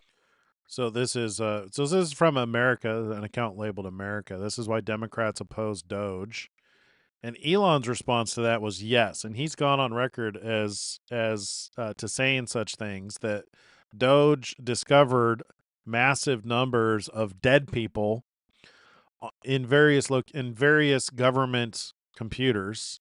They are clearly there to serve a purpose. There's a reason why they don't remove them. Because when he started removing them, that's when both Democrats and Republicans started to get antsy.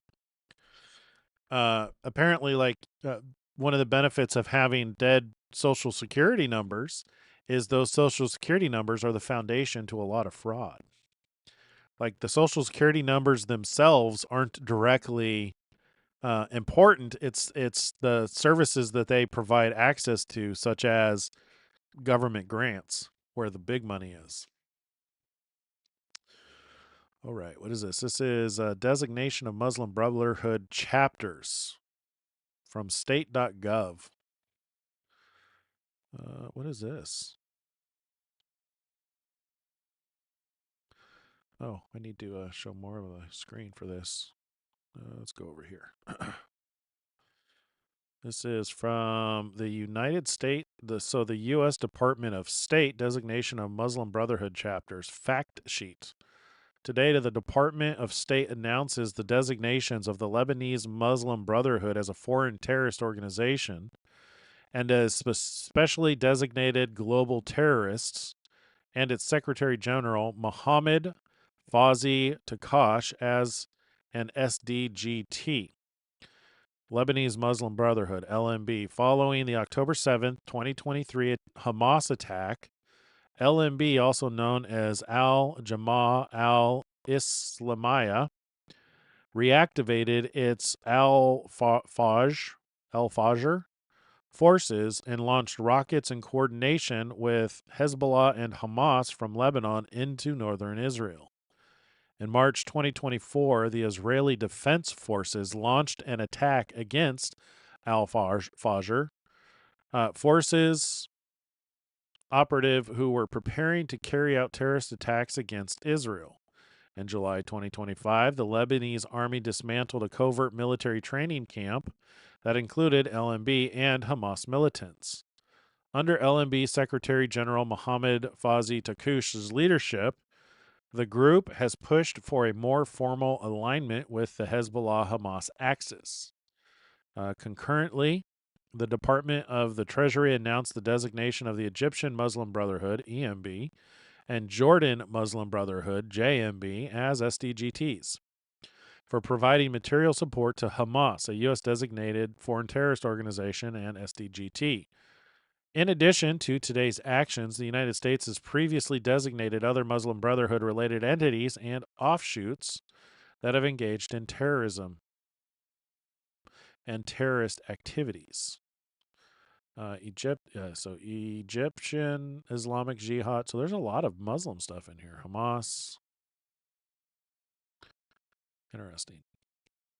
Yeah, see, some of the imagery used in the end times, like leaving the two witnesses dead in the street for 3.5 days, seems to be an Islamic practice. The sending gifts to one another seems to be an Islamic practice. So it stands to reason that there's some kind of an invasion of Islam globally, maybe. A lot of the end time events kind of seem to be associated with it. Hence, the reason why I said that whatever enforces the mark of the beast is going to enforce some kind of belief, probably in the name of justice. The question is which God's justice? It's not the creator of the heaven and earth. So it's another God. All right, Andrea Stropa Elon reposted this. Italy 2026. A 10-year-old child was raped and became pregnant in an immigration center. A 29-year-old man was sentenced to only 5 years because, according to the judge, it wasn't considered rape since the 10-year-old was deemed to be consenting. Oh, good Lord. No. Just no. A 10-year-old is not old enough to consent. 10-year-old is probably not even, well, I guess if they got pregnant, then hormonally, yeah, just no. I don't even want to carry out that thought. Man. Part of me is glad I'm living through this time. The other part of me is I can't wait until it's over. I'm exhausted. I don't know about you guys. I've been doing this for a very long time. I am so ready for Christ to return. I am very ready for him to return. I am ready for this to be over. Let's see, from Tandy, I have literally never seen, hear, or read a single good argument for why voter ID is or even could be an issue. If the single, if not most absurd position of the left. Oh, it's the single, if not most absurd position of the left. Agreed. All right, this is from ICE. I don't care what they told you. If you guys get in my way, I will arrest you. Sir, we're just observing. Please calm down. You can observe all you want. I am observing. Just Do you stay see back. me in the way? I am bad. You had anger issues as a kid, didn't you? Were your parents present? You should be ashamed of yourself, man. He is. I love my job. Thank you. You love your job? I can't believe I get paid for this. Really? Really, I get $200K. I'm a physician assistant. How long did you go to school for that? Over 7 years. I went to high school. I make $200K. People regard me as someone valuable in society. What about you? Does yours has prestige? No, it doesn't. Come out and report if you can. I don't care what they told. That explains why there's so many people signing up for ICE. If they're making $200K, based. All right, from Congressman Randy Fine, denaturalizing and deporting her would solve all of this. Got to be talking about Ilhan Omar. From JD Vance, this argument is just entirely fake for two reasons. In the Obama administration, they counted being turned away at the border as a deportation. A person would show up, be sent back, and counted as a deportation. We have to do deportations from the interior of the country because Biden and Harris let them walk in. Let's see. Number 2, in the cities that are not sanctuary cities, the deportation process is orderly and normal.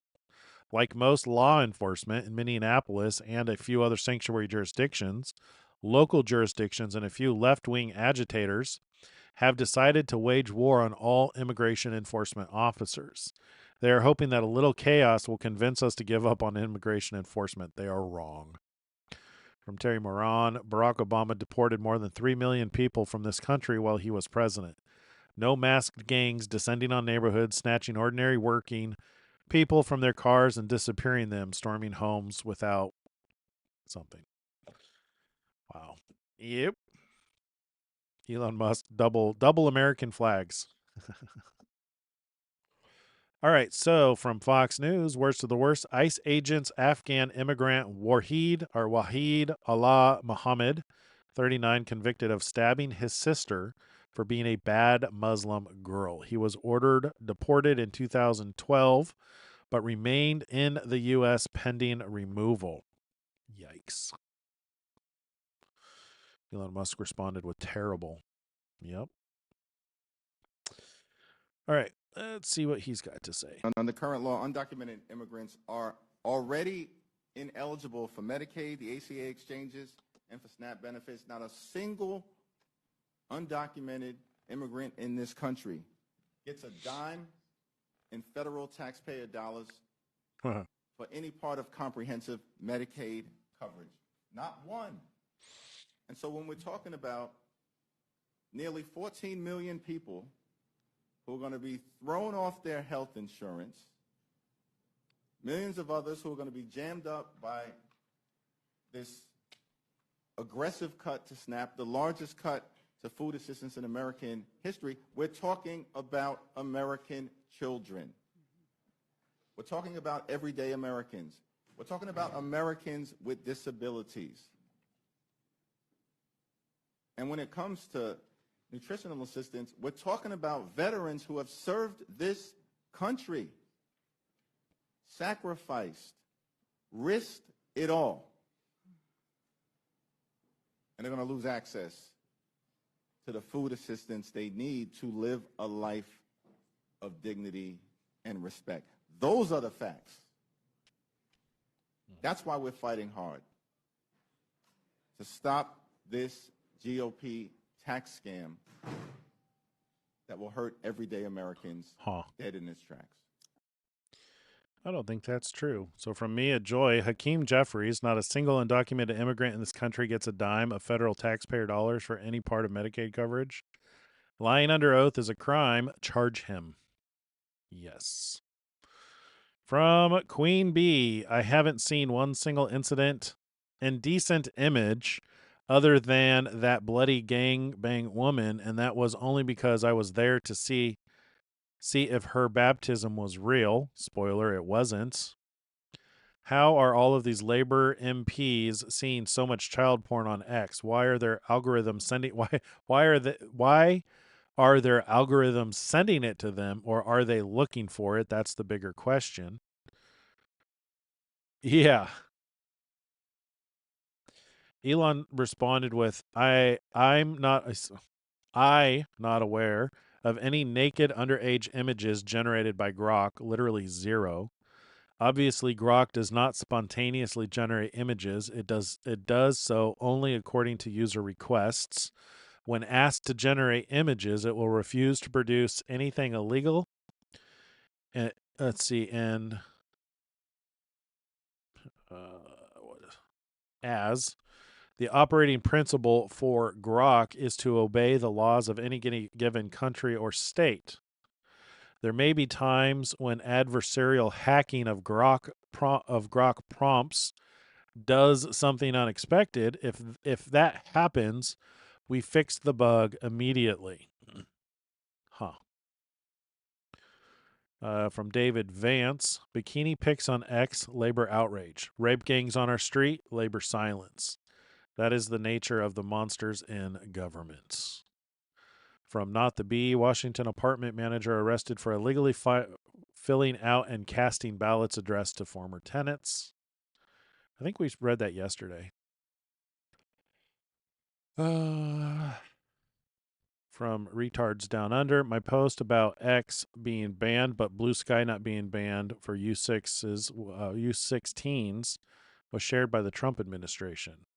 They are watching what is going on in Australia. Thank you. In Australia, social media is banned for U16's Blue Sky exception. Without endorsing all of the invective in this tweet, the core contention is accurate. Australia's ban singles out mostly American platforms, but not all American platforms. Blue Sky is untouched. Interesting. From Kevin Bass, people talk trash about me moving to the right. They say, but you've lost your friends. First, they proved they weren't my friends. Secondly, I finally saw eye to eye with my parents. Third, I became the leader of my family. I gained my soul. Keep talking. It's what you do. Yeah. Okay.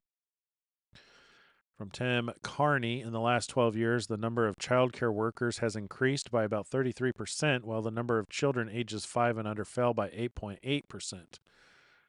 This isn't just a matter of Somali fraudsters. It's a much bigger story about special interest politics boosted by ideology and masquerading as family policy. Fair enough. From Foreign Ministry, the Foreign Ministry of the Kingdom of Saudi Arabia welcomes the designation by the United States of America of the Muslim Brotherhood branches in Egypt, Jordan, and Lebanon as terrorists. Saudi Arabia is backing the United States and who they're calling terrorists. From Vigilant Fox, report, Australia has just introduced what may be the most extreme hate speech law in Western history. Oh, here, let's listen to it. Oh, it's 13 minutes. Probably won't listen to the whole thing. All around the world, governments are talking about quote unquote hate speech. And for people that think that this is exclusive to Australia, the UK, and Canada, no, it's not. We saw after the tragedy of Charlie Kirk's assassination that Pam Bondi herself and even President Trump floated the idea of introducing hate speech laws into the US. And we've made the audience aware many times now that there are Republicans and people all over the country, lawmakers and activists alike, that are still pushing for this idea of hate speech. Now, what usually happens is that countries like Australia, Canada, and the UK that do not have First Amendment protections introduce these types of laws, and it seems like they compete with each other for who can be the most tyrannical, or rather who can get away with the most without public outcry or revolt. And then that comes to other countries in the West. And what we've just seen in Australia is what I would say, just at a first glance, the most tyrannical, the most draconian hate speech laws that we have seen thus far in history. We're going to take you through some of it today. This is from Australians versus the Agenda, the Combating Anti-Semitism, Hate and Extremism Bill 2026 has been published, and it's worse than you think. Now, it's also worth saying that this was proposed in response to the Islamic terrorist attack in Bondi. So really, it has nothing to do with ordinary Australians who are not sitting here trying to harm people or cause violence. In fact, if you look at protests historically in Australia, it has been very peaceful. People gathering peacefully to voice their concerns in a so-called democratic country that's supposed to be a Yeah, do you remember back during the pandemic when they were locking them up in camps? protected action. But even Protesting. following what happened in Bondi, they started talking about banning protests and, of course, banning the speech of everyday Australians. And as we take you through this, you may not be surprised that some of the groups that will absolutely explicitly not be protected are Catholics and Christians. So here are some details from this post. It criminalizes speech that merely causes fear, even if no harm occurs.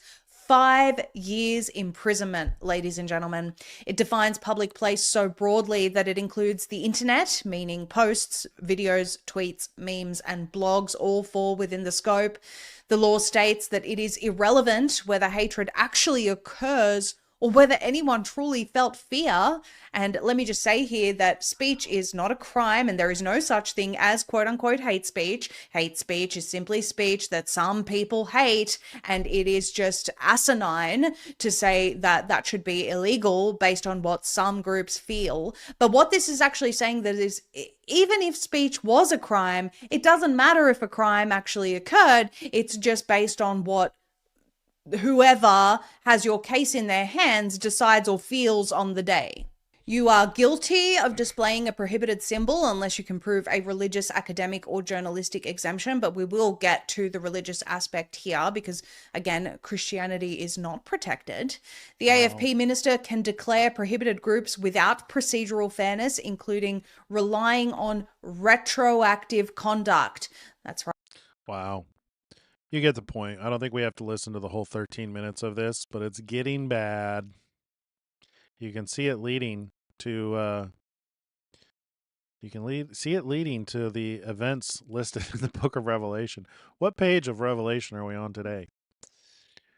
All right, so let's get back to Musk. Elon Musk reposted this. So in response to Zia Youssef, Starmer is now coming after your end-to-end encrypted messaging apps like WhatsApp and iMessage. Things you say in your private conversations are about to become fair game for the government to arrest you over.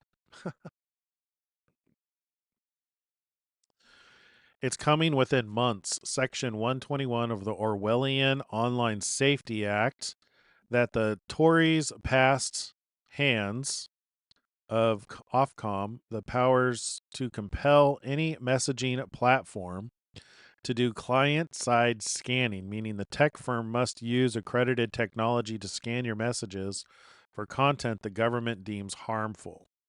To start with its child abuse and terrorism, of course. Who could argue with that?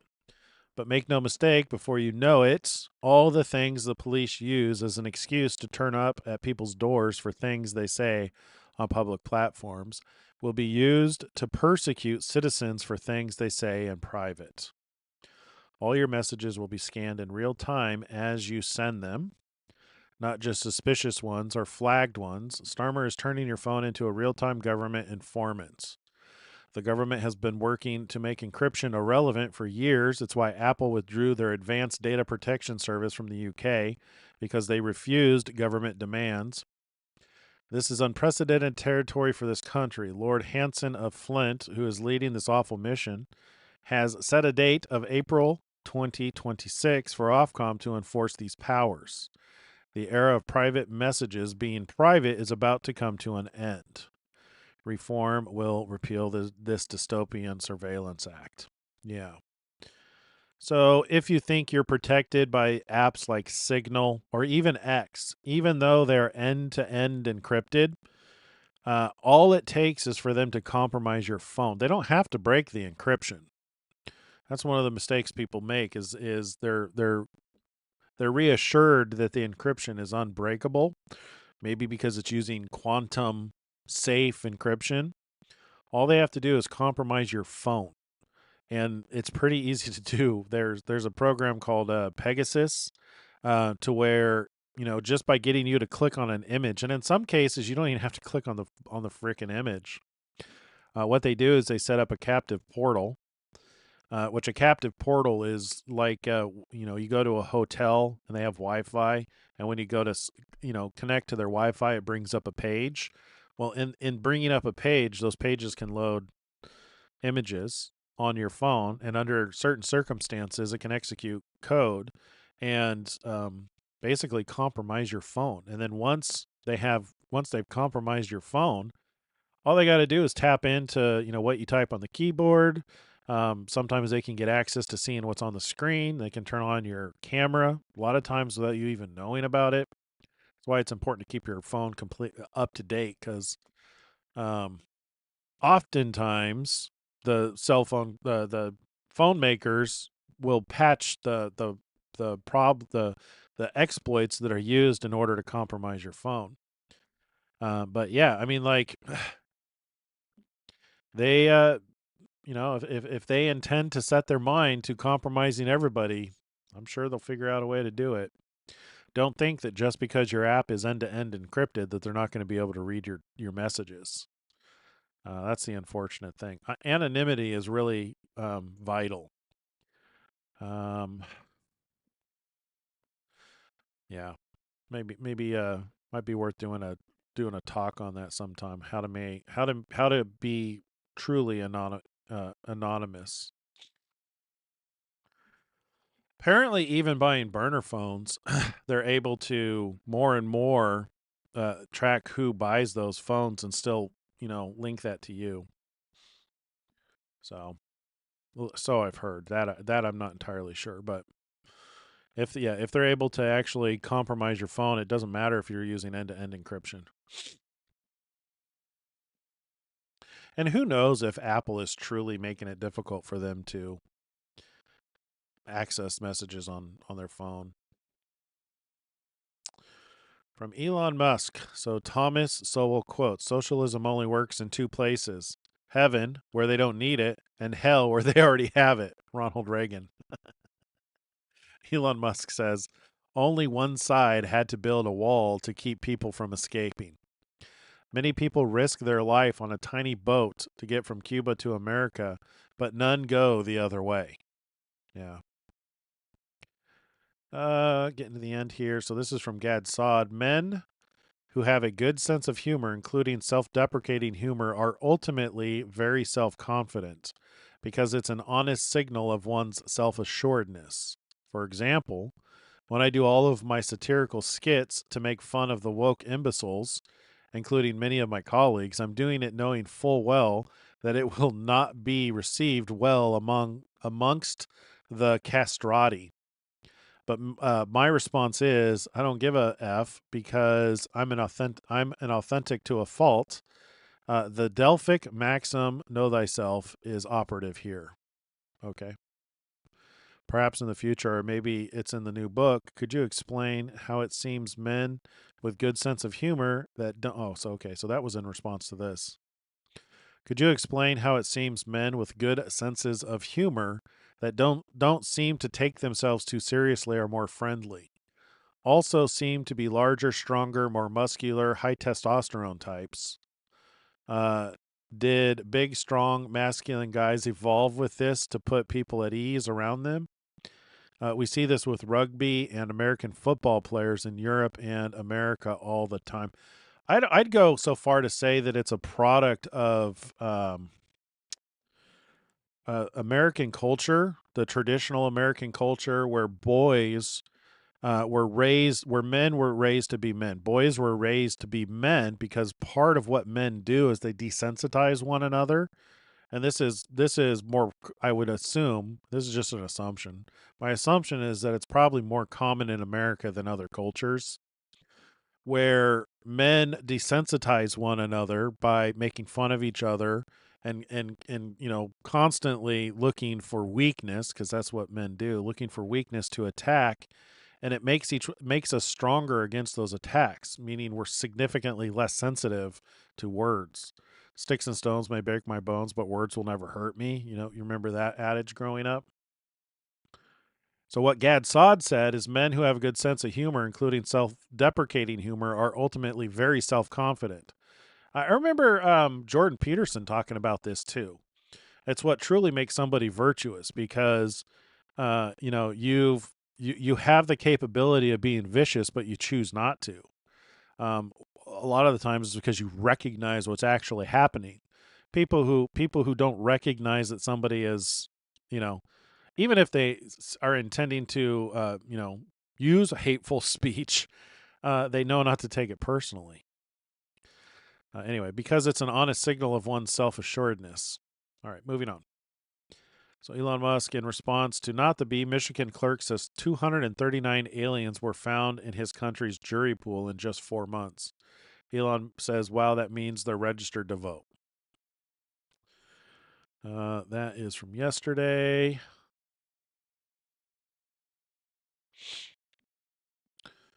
Terminate the bill. I think this is all from yesterday. Defund Ned. That's new. What is this? Did we watch this? As we liberate our country from this cultural scourge and the plague of corruption and fraud, we'll rediscover the natural energy and native spirit that truly makes America great again, like we're doing with Detroit and Michigan.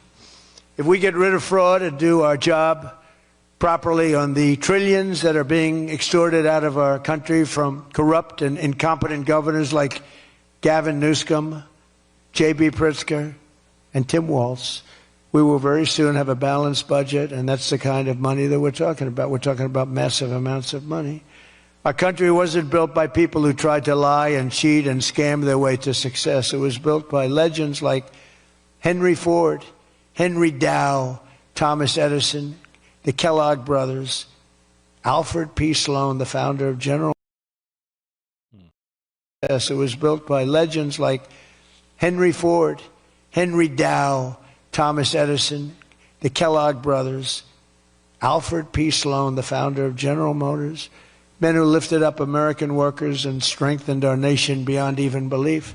And we're doing the same exact thing right now. I think we're doing it even better. This is the fierce spirit of patriotic free enterprise that we're now unleashing once again. We are unleashing it like maybe never before. Well, I hope it continues. From Rothmus, the reason Africa and the Middle East are so screwed up is because the colonial powers drew borders with zero consideration of ethnic groups and cultures. That's why there's so much conflict. So mixing multiple ethnic groups and cultures causes conflict? What? No. Makes you think. From Eric Dale, every single MP quitting X to protect women from bikini pics voted against grooming gangs inquiries, not voted against grooming gang inquiries, not exaggerating. What does that tell you?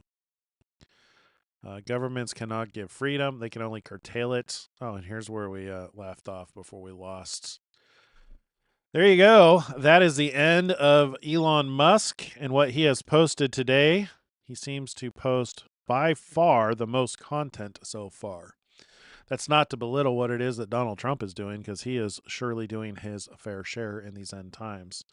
Chat has been suspiciously quiet. Are you guys there? Am I broadcasting? Kind of makes me wonder if we're not broadcasting. Let me go make sure that streaming is still working. It says it's still working. 0 packet loss. But chat seems to be suspiciously quiet. You know, I didn't think about going and checking this out earlier. Let me go look at chat. It could just be that it's not updating. Oh yeah, my chat stopped loading. Let me go see if there's anything to say. So if you guys have been saying and wondering why I've been ignoring you, apparently my combined chat has just been completely dead. All right, let me go see if there's anything I can catch up on. Oh wait, no. Let's see. Musk has a daily prayer. He says every day. It's awesome. I wrote it down so I can have it. He does? I would love to know what that is.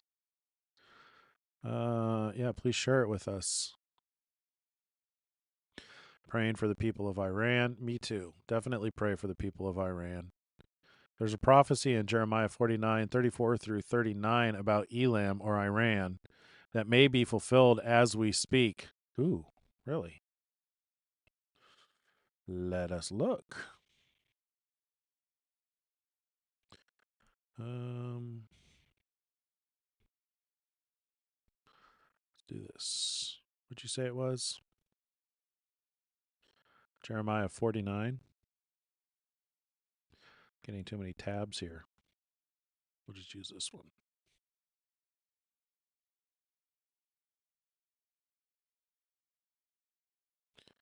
Jeremiah 49. And then you said it's 34 through 39.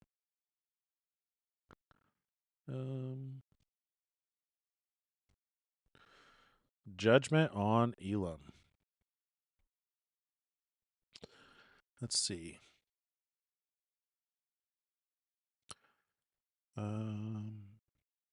The word of the Lord that came to Jeremiah the prophet against Elam in the beginning of the reign of Zedekiah king of Judah, saying, Thus says the Lord of hosts, Behold, I will break the bow of Elam, the foremost of their might. Against Elam I will bring the four winds from the four quarters of heaven and scatter them toward. See, the four quarters of heaven, I think, is what. I think that's where the four living creatures are, because the Leo, Taurus, Ophiuchus, and Aquila seem to take up a quarter of heaven each. From the four quarters of heaven and scatter them toward all those winds. There shall be no nations where the outcasts of Elam will not go. For I will cause Elam to be dismayed before their enemies, and before those who seek their life I will bring disaster upon them. My fierce anger, says the Lord, and I will send the sword after them until I have consumed them. I will set my throne in Elam, and will destroy from there the king and princes, says the Lord. But it shall come to pass in the latter days, I will bring back the captives of Elam, says the Lord. Interesting. Let's read what's next. The word of the Lord spoke against Babylon and against the land of the Chaldeans by Jeremiah the prophet. Declare among the nations, proclaim and set up a standard. Proclaim, do not seal it. Says Babylon is taken, Bel is shamed. Merodach is broken in pieces. Her idols are humiliated. Her images are broken in pieces. For out of the north a nation comes up against her, which shall make her land desolate, and no one shall dwell therein. They shall move, they shall depart, both man and beasts. In those days and in that time, says the Lord, the children of Israel shall come. They and the children of Judah together, with continual weeping they shall come, and seek the Lord their God. They shall ask the way of Zion, with their faces towards it, saying, Come and let us join ourselves to the Lord in a perpetual covenant that will not be forgotten. My people have been lost sheep. Their shepherds have led them astray. That's true. They have turned them away on the mountains. They have gone from the mountain to hill. They have forgotten their resting place. All who found them have devoured them. And their adversaries said, We have not offended, because they sinned against the Lord, the habitation of justice. The Lord, the hope of their fathers, move from the midst of Babylon, go out of the land of the Chaldeans, and be like the rams before the flocks. For behold, I will rise and cause to come up against Babylon an assembly of great nations from the north country, and they shall array themselves against her. From there she shall be captured. Their arrows shall be like those of an expert warrior.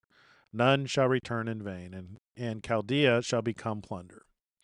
All who plunder her shall be satisfied, says the Lord. Yeah, it's very long. We're not going to read all of that, but I like to read context. I like to read what's around things. So the judgment on Elam. Elam. There you go. Yeah, I could see it. It's in the latter days. Yes, indeedy.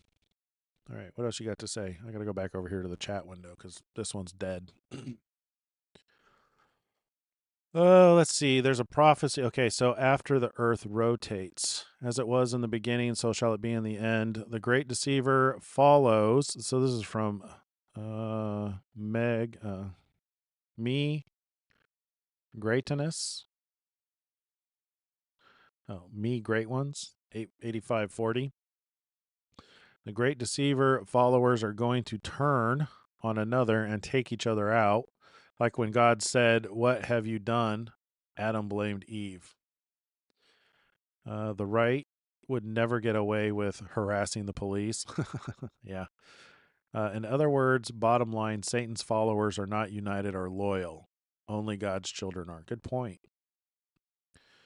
Fury says, Don't mistake my sitting back and enjoying the video to mean I'm not here. Me great. Don't spam with... Okay. Let's see. We are hearing you. I'm here, just no input from me, listening only at this point. Good. All right. Well, it's weird that there wasn't a whole lot of chat, but my chat did actually die. So the last one my combined chat shows me is, do you think we're close to World War III? So, that happens on the internet. Well, we are at 2 hours and 42 minutes. I think we've covered everything we need to. Is there any final thoughts or comments before we go for the evening? Babylon was in Persia. Yes. Oh, you know what I was thinking of? I was thinking of the daughter of Babylon.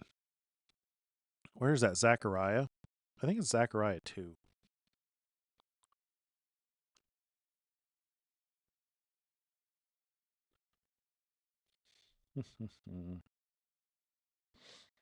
Up, flee from the land of the north, says the Lord, for I have spread you abroad like the four winds of heaven, says the Lord. Up, escape, you who dwell with the daughter of Babylon.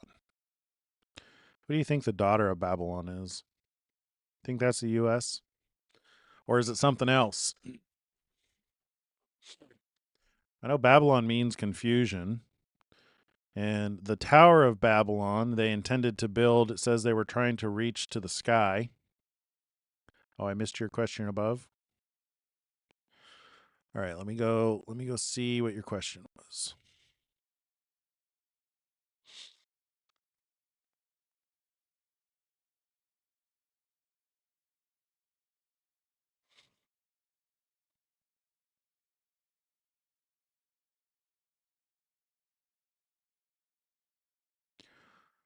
How far up is it? Maybe Musk, maybe Trump and Musk transcended religion and most of us are still stuck in it. Not a bad point. 15 grand for lifetime full self-driving. Is that what it's up to now? Yikes.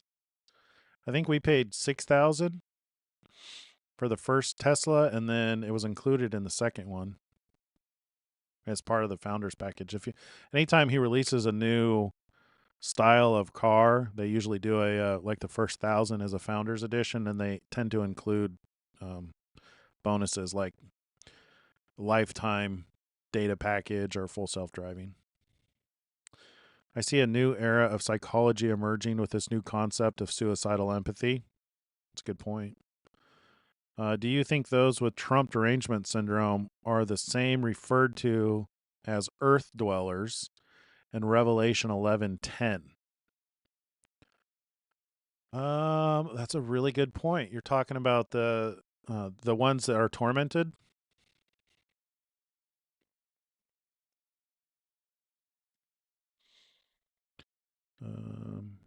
And those who dwell on the earth will rejoice over them, make merry, and send gifts to one another, because these two prophets tormented those who dwell on the earth.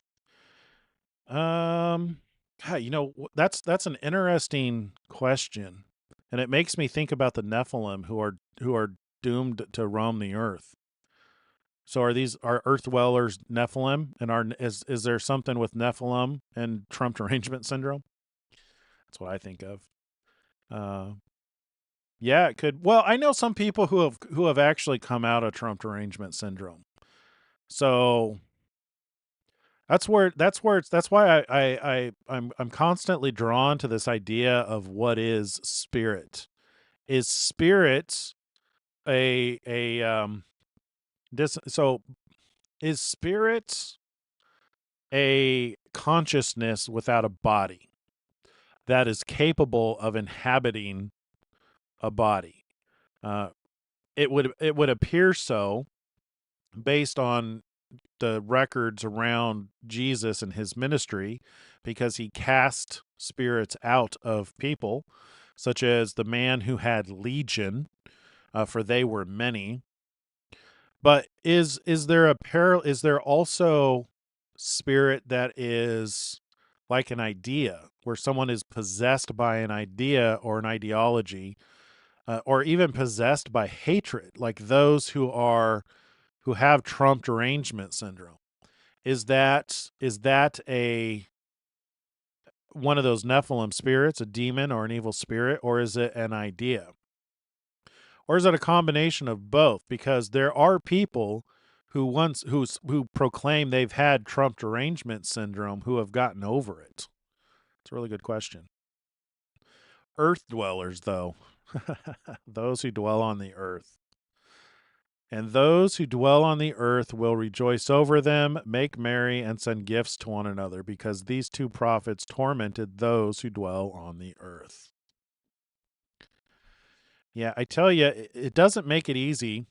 The wording and the language used does not make it easy to understand these things. Really, it's like, even though we have the words right in front of our face, it's really not until after the matter that the thing actually happens and we realize, oh, that's what it meant. Which, I was thinking about this today. I can kind of understand why it is that way. So imagine this, if you will, for a minute. Say an angel, let's just say a messenger from God comes to you and tells you that he was instructed to tell you about the future. Now, imagine that you have no understanding of the internet, Wi-Fi, of governments. Like these languages, these words mean absolutely nothing to you because they're not part of your vocabulary. And in some cases, the concepts may be absolutely foreign to you. Like Wi-Fi. Trying to describe Wi-Fi, to somebody who's never had Wi-Fi. How do you explain that? Do you use, like, the spirits take messages between one another? Prophetic fulfillment, when it's not only in another language but another culture and time, makes it increasingly difficult. So, like, who are earth dwellers? I mean, there's not a whole lot of language difference there, but I guess you can see what I'm saying. I'm trying to make a point in general about understanding, like, prophecy. There's complexities. And those who dwell on the earth will rejoice over them, make merry, and send gifts to one another. I mean, it kind of begs the question, aren't we all earth dwellers? So does this mean that there are a group who will not be on earth anymore when this happens? Is this indicative of, a rapture, a removal from the earth? Kind of like Noah's Ark, is this indicative of, some kind of spaceship? Jesus' spaceship. Is that what we were talking about with 3i Atlas? Oh, I haven't actually checked on what the status of 3i Atlas is today. Has anybody checked? Is there anything new? I doubt there's anything new. Ray has been kind of on other tangents lately. Good tangents, but other tangents. Let's see.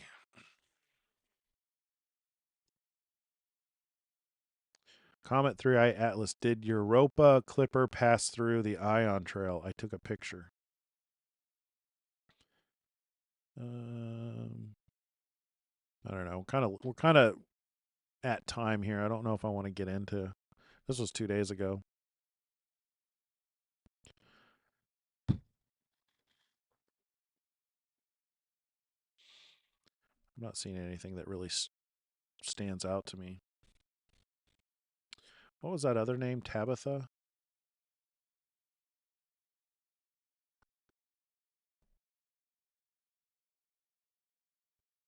No, that's not it.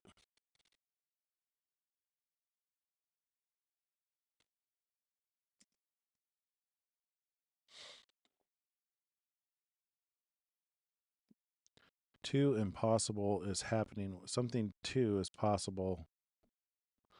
Avia, the CIA would neither confirm or deny records on 3i Atlas. 3i Atlas is too close to the sun, and you won't believe what it's doing. I don't trust a bunch of these.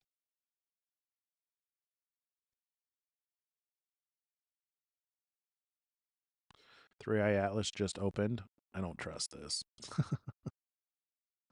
Instruments spread across 3 continents registered an event. Yeah, that's AI.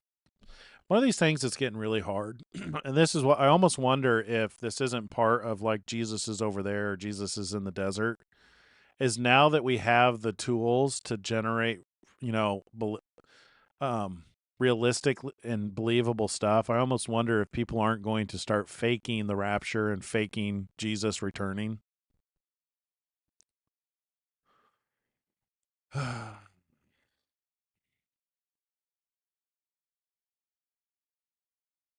Another ice shooting in Minnesota.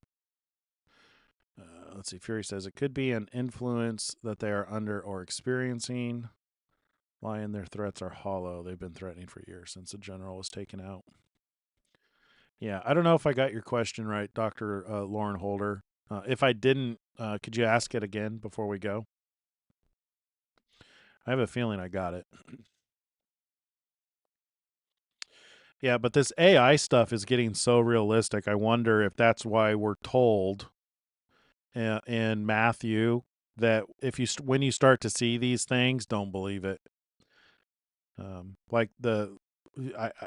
It would not surprise me if there aren't more people who are claiming to be prophets and claiming to be, and they may not be directly claiming to be anybody who's special, but they do that when they say that they're having dreams and visions, when they have quote unquote special information.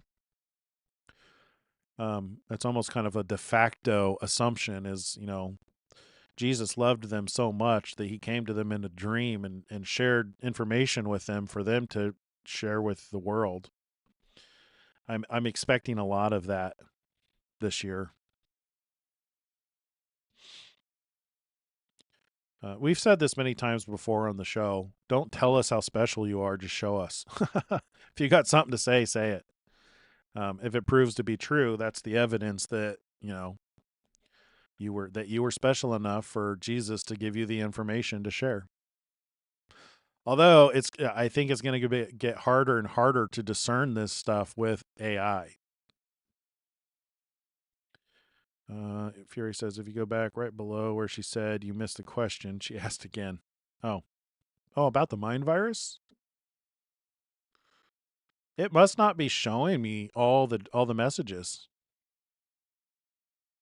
It must be hiding it from me. I don't see any question about the mind virus.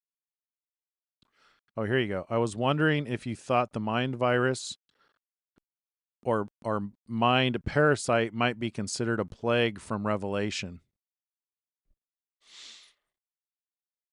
I was wondering if you thought the mind virus or mind parasite might be considered a plague from Revelation.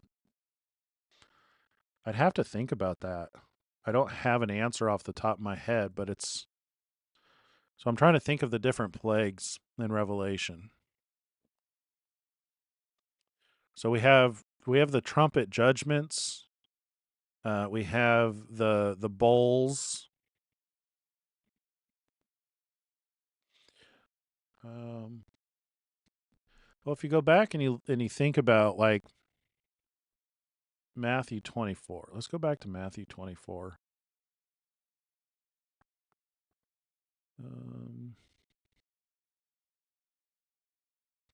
It's Luke. Matthew 24.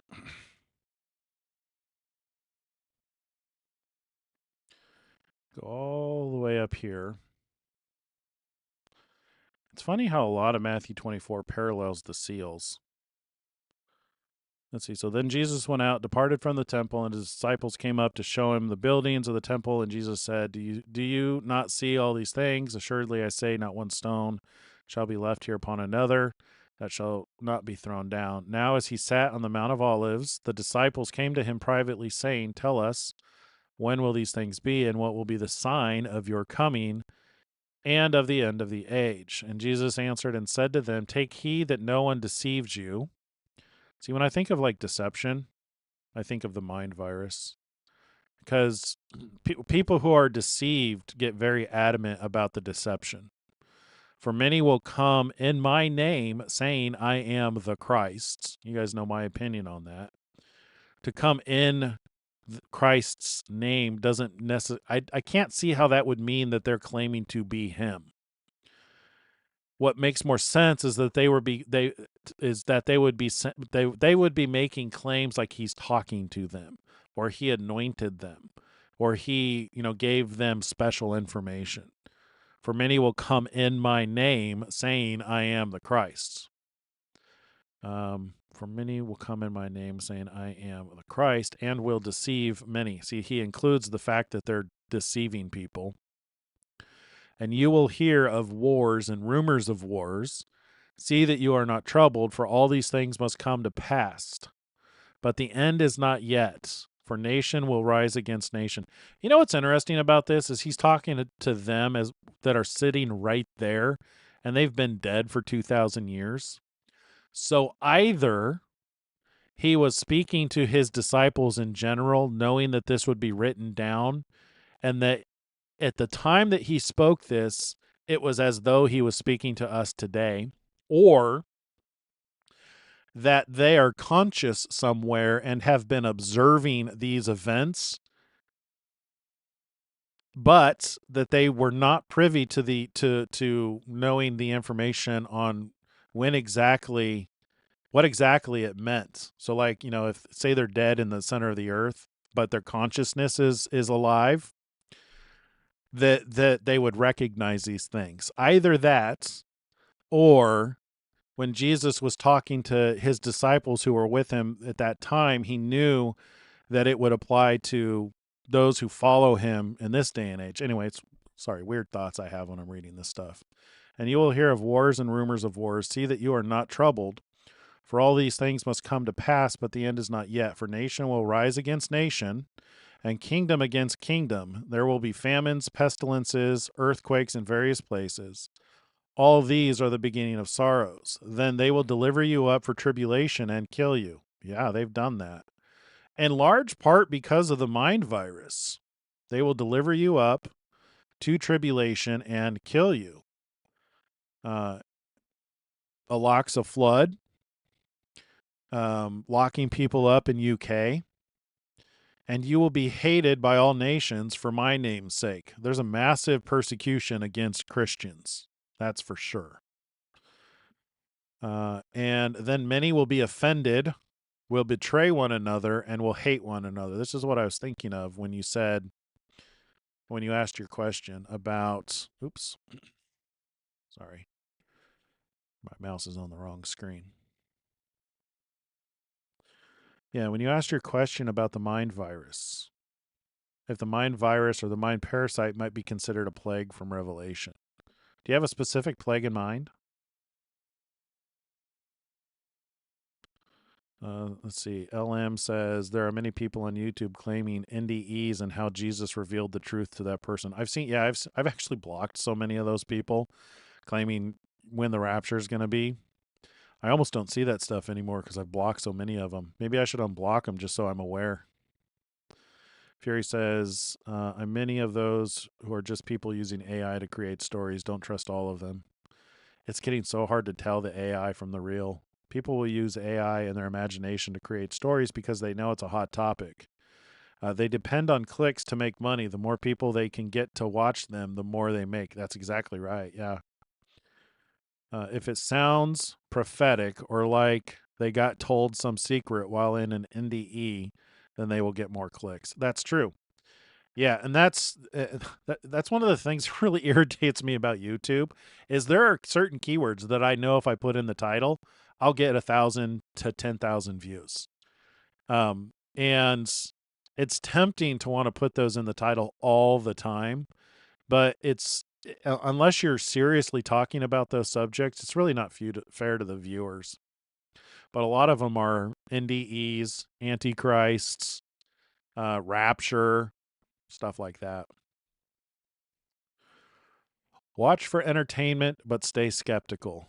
Sound advice. That's wisdom right there.